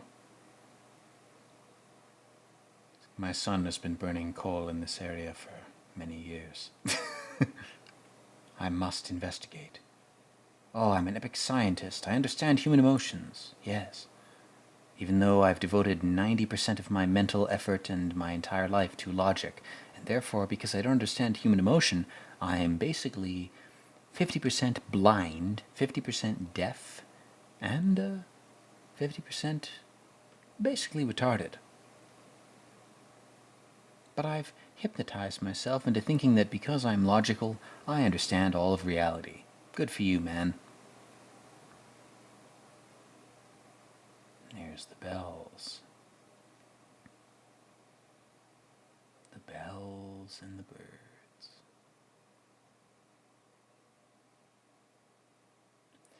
This movie kind of drags on. It's a long movie, but I think it justifies its length. There's the curtains that they were talking about during the tape analysis scenes that we saw. The little balcony rail. He's putting it all together. He's using epic pattern recognition to realize that this is where the tape was made. Black doors with red numbers. God, that is so evil, man. Woo! Welcome to Vampiro Truthis Infernalis Arms Hotel. Can I give you a room? Can I give you an illusion? There's the fan. It's all lit up. And it's as it was. It's like a film set. It's perfect. It's perfect, man. The staging of his son's sin. He was so blind to it. There's the watch on the desk table that he made with him. His little sacred father-son bonding object. The guy brought it with him not to fuck with him, but because he loves him. And he loves this woman. Oh God, the thing in the wall, it looks like an eye, a black eye, a narrowed eye. Ooh.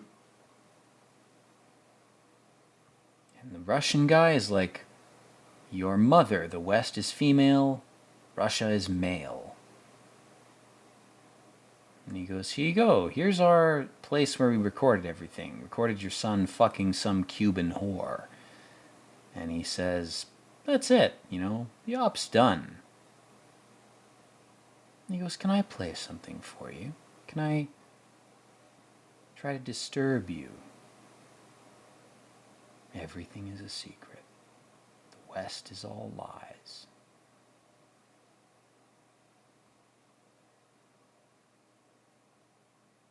It's such a big secret he couldn't tell his own son. Couldn't tell him about the Masons and the shit pool and all that type of weird shit. And then he gives it away. He gives away something he doesn't know the value of because he's naive. Because he was out of the loop, but perceptive enough to have benefited from being brought into the loop earlier. He broke the loop. And Ulysses doesn't like this either. He's like, this is a mess for both of us. This is a pain in the ass for us both to deal with. We have an errant Jesus clone who doesn't know what he's saying. He doesn't know the value of what he says. And he says, this Cuban chick, she's an agent. But she's in love with your son. And your son loves her.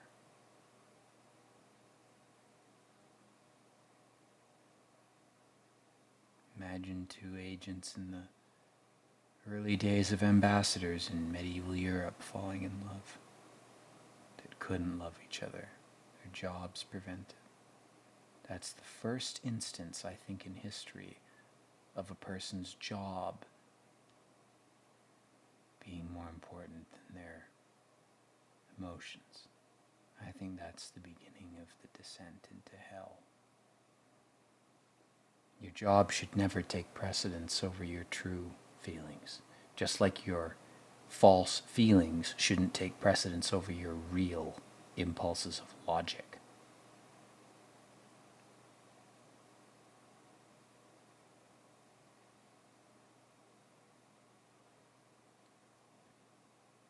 And Ulysses it's so hard to decide whether he's fucking with him. I don't think he is. I think he's like, I'm as tired as you, man. I'm as exhausted by this system of bullshit as you are. And he really, I think, does try to be honest with him within the confines of his job. I think he actually cares. He's like, you're a fellow Jesus clone. I must be honest with you. You are my blood. You are my celestial brother, in a way.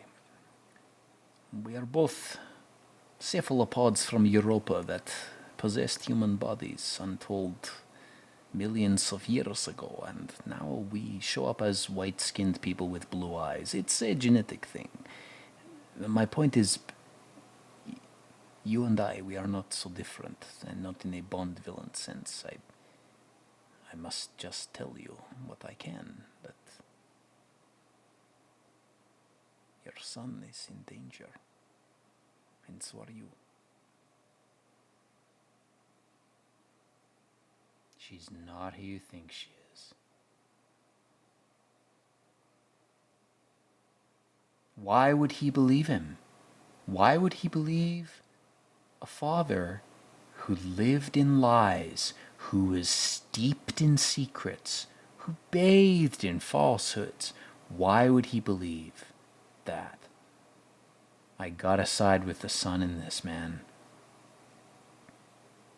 He's like, I can't protect you anymore. Oh yeah, I really felt safe. I totally haven't had chronic anxiety and panic attacks my whole fucking life. I feel so safe. Just shoot me. If you just killed me, if I was on the wall waiting for the bullet, I'd feel safer because I'd know what was going to happen. I'd know I was going to die. There'd be a certainty instead of an uncertain mire of secrets, lies, and bullshit. Hell is uncertainty. If you're certain you're going to die, there's at least some relief in that. That's what his son is saying to him. He's saying, you failed me as a father on the most basic level, because the one thing a father needs to provide their son with is a sense of stability and certainty. That can be challenging. In fact, it has to be. But the path of challenge has to be a clear path. It can't be a muddled, uncertain mire or fog of vagaries or failed advice, lack of speech, lack of talking to your son. You have to talk to them. You have to be honest. You have to tell them things that they might misinterpret and embarrass you with, things that they might be hard for them to hear. But if you fail to talk to them, if you're so weak and cowardly and you fail to speak,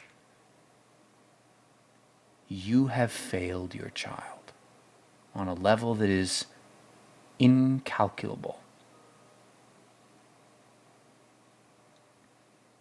And that's the failure, because this guy's dad was involved in secretive shit. Whether he was a CIA agent, maybe he just worked for a big company, and he was like, I can't talk about the stocks because it's irrelevant to you. It wouldn't matter if you heard it or not. It doesn't matter what the the context or the manner of the lack of communication was. Doesn't matter what the impetus for the lack of talking was. What matters is that there was a disconnect, a gulf, a void between father and son. And now Edward knows this guy's a fake. His own son has abandoned him, and the irony is this guy's so American psycho, he's so mechanical that his son's abandonment of him gives him a career boost. He goes, this event has made me realize I've been fucked with. I've been deceived, like I unwittingly deceived my own son. I couldn't tell him certain things, but I used that as an excuse not to talk to him at all. I felt safer not communicating with him at all than I did telling him the normal things a father should tell a son. And he goes, now I know. This guy is fake. There's the hair. And he says, you said you're a violin player. And he knows. He's got a faint whiff of psychic intuition. And he says, that I think is true. And I want you to tell me the truth. Like the ritual in the Skull and Bones basement, he says, I want to see you naked on a table, and I want to see your truth. And I already know what it is, but I want you to perform it for me. Like God wanting all of us to perform our sins and attempts at grace in this Middle-earth, Midgard realm. He says, I want you to perform for me something I know you can. Edward doesn't humiliate him. He doesn't ask him to do or say something that he doesn't know or isn't able to do. He says, I'll let you have your swan song, because I know you're fake. I already know your sins. So have your fun and play your song. My God, man. This, to me, is Orson Welles' tier. It's Shakespearean. It's very fucking good. The dialogue isn't as good by a mile, but the construction of the scene and the context in which it happens, it's fantastic.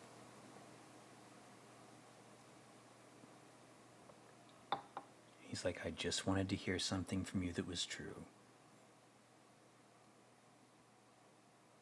Now he's finally scared. Yeah, they're gonna put you in a gulag, bro. Have fun. Maybe Fyodor Dostoevsky is gonna be your cellmate. Maybe you can give him some writing tips. He needs them. And Edward figures out that this guy was the mole. And he echoes to him the lines that he told him. You're alone and friendless, without a country of your own. You're cut off. You're done.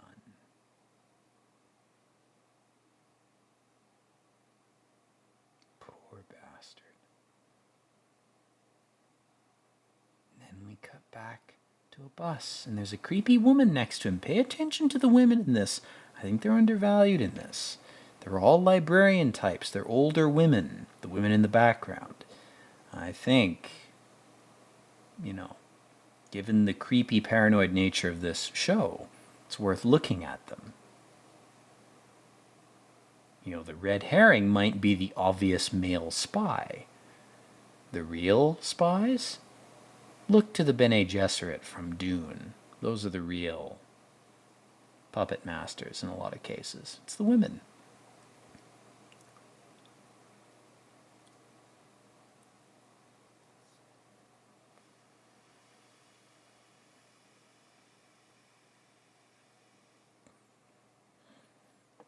They're in the Museum of Flight. I love it, man. It's perfect. We have a whole new place to fight over, the fake realm of space.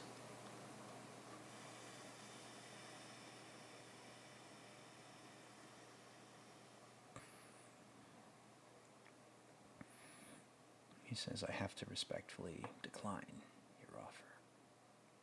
It's Lucifer and Christ, two blue-eyed, blonde-haired angels. They're shadows of each other. They're aspects of the same being, of God, of Adam. They're not enemies. They're different parts of the same being. And they're being amicable. And he's like, there isn't a reason for you to hurt my son. He goes, I'd rather just it be between you and me. And he says, okay. God, his face, the casting in this is so good, man. His face is so perfect for this aesthetically. It's great. And he goes, well, there's one little problem, and it won't cost you anything. You never know what the future will bring. What a dark thing to say, man. Good Lord. Knowing what this guy's actually saying, it's dragging him into the pit. He says, I just want you to do one thing. I just want you to sacrifice one thing. This girl, this Cuban partner of your son, who he loves, who is a good person, she's an agent. You know, I believe in family. Oh, that's a good line. Fucking liar.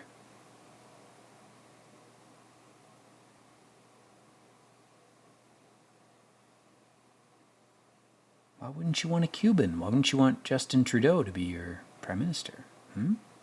Why wouldn't you? It's okay. It's whatever, yo. And then the conversation ends. And then we have this stupid scene where the guy's like, I want my daughter to have a souvenir, and capitalism, communism, blah, blah, blah, blah. This is like a time-wasting scene.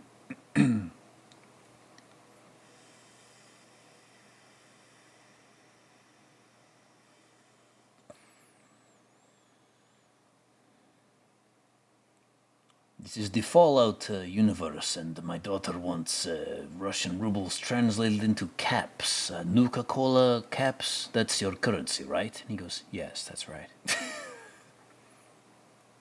Just watch out for the Googles.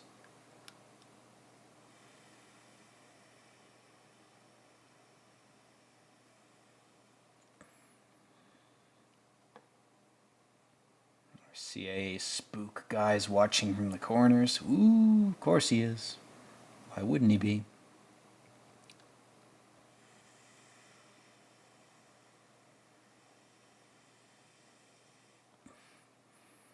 And he bought a snow globe.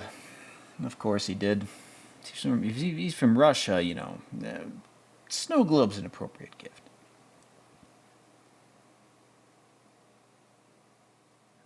And we have the Cuban wife with her beautiful curly black hair. Something about curly black hair. It has to be curly. It's beautiful to me. It's sensuous. It's wonderful. And she's flying off to her wedding. He's all ready for his wedding. He's ready. He's all dressed up. He's lost weight. He's bought an expensive suit. What a good boy. And even his mother is depressed. It's almost like she suspects something. She knows what's going to happen to him. Hasn't he suffered enough? I hope he burns down the whole world for this, man. this kid. He deserves to be the author of the apocalypse for what's done to him. An injustice on a cosmic level. Unbelievable. Beyond dehumanizing, despiritualizing, soul negating, soulless, demonic shit. And they're having their little boomer conversation. Oh, how do you like Avian Phoenix? Oh, well, glad you were able to sleep. My son's about to have his life ruined. Ha ha ha. I don't even know it because I'm a retard. He had one person that he loved. His one love. You just had to destroy it, didn't you? Because you didn't know what the bargain you were making was, which is a satanic bargain to sacrifice your child and your grandchildren to Baal or Moloch or Yog-Sothoth or whoever. Pick your name. The names don't matter. It's the act. It's the action. That's what matters. Not the word, not the name, not the label. Look at this.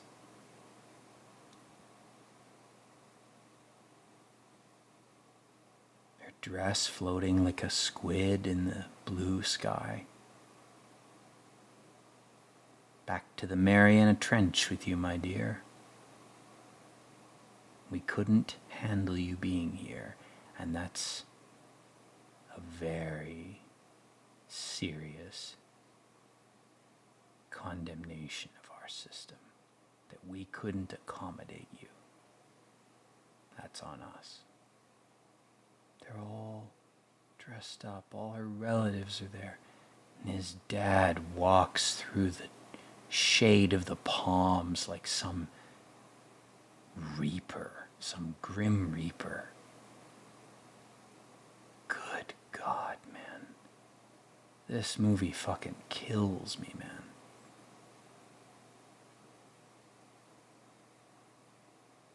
Yeah, I can't deal with it.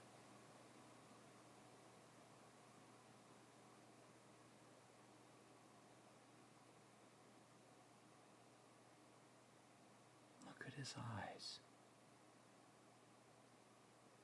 He trusted his father. Despite doubting him, despite hating him, he tried to be good. And what did he get rewarded with? Total death.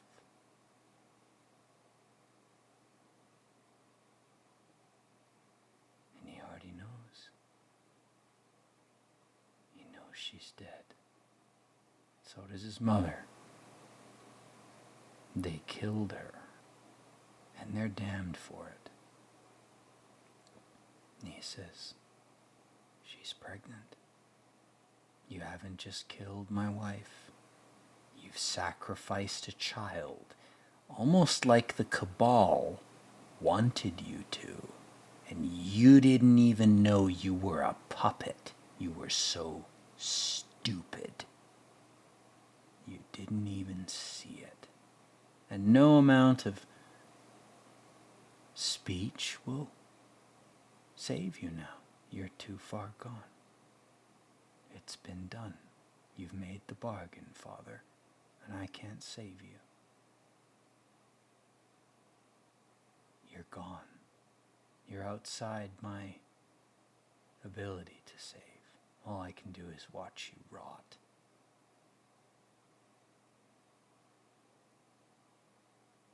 And then we have the fake heaven of white marble. Oh, white marble means we're in heaven. Definitely. White stone is definitely an indicator of divinity. We're definitely God. Good luck with that, guys. See how long that lasts. Have fun with it, man. It's such a short-lived thing. And, I can clown on my other demon friends with their weaknesses. Wow, that's really awesome. But my son and grandchild are dead. So what does it matter if I can clown on my business foes and make money if my family's gone? But this guy's so soulless. He doesn't seem to give a shit. This is a colder movie than American Psycho in a lot of ways, man, because you gotta follow this character. The fact that he's able to stay sane. I mean, his creepy friend is like, This is the CIA. We'll bring down the Twin Towers in about 50 or 60 years. It's all been planned in advance. Have fun, bro. Thanks for sacrificing your son's wife and your potential child. That counts as a sacrifice to Baal and or Moloch. I mean, they're both basically the same. We worship them both. Thanks for being an ally of Satan. Have fun. Have fun being in hell. Hope you enjoy it here. It gets a bit balmy in the summer. Hope you've got your bathing suit. and then finally, after being far beyond saving, he digs up his father's letter. Bit late for that, you demonic pawn. Bit late for you to repent.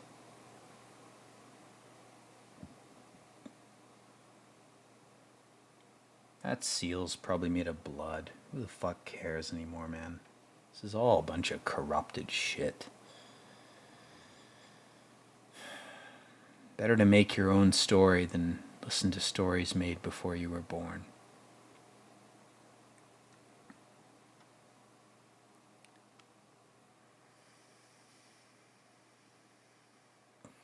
And this confession is really his confession. Because he's done all this shit. His father's sins are all his. The sins of the father shall be visited upon the son. That's what he's finding in this letter. He says, I've done all of this to a greater extent than my father did. He's been even worse. He's multiplied his father's sins. If only he'd read the letter earlier, but he didn't. He was afraid of his genetic predisposition to a particular kind of sin, so he blinded himself to it. He didn't recognize his weaknesses, and they destroyed him. They destroyed his family.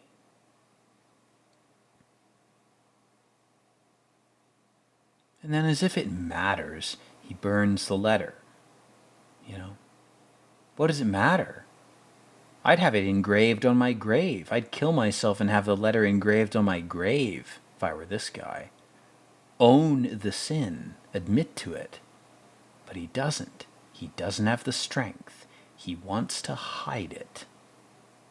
He wants to pretend that his flaws and the flaws of his family never existed.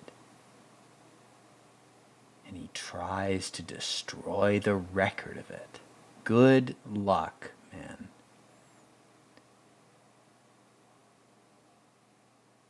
The strings of the grand instrument of the ether record everything. Every action, every thought, every motion is played on a grand harp. And nothing can be concealed. Not in the end.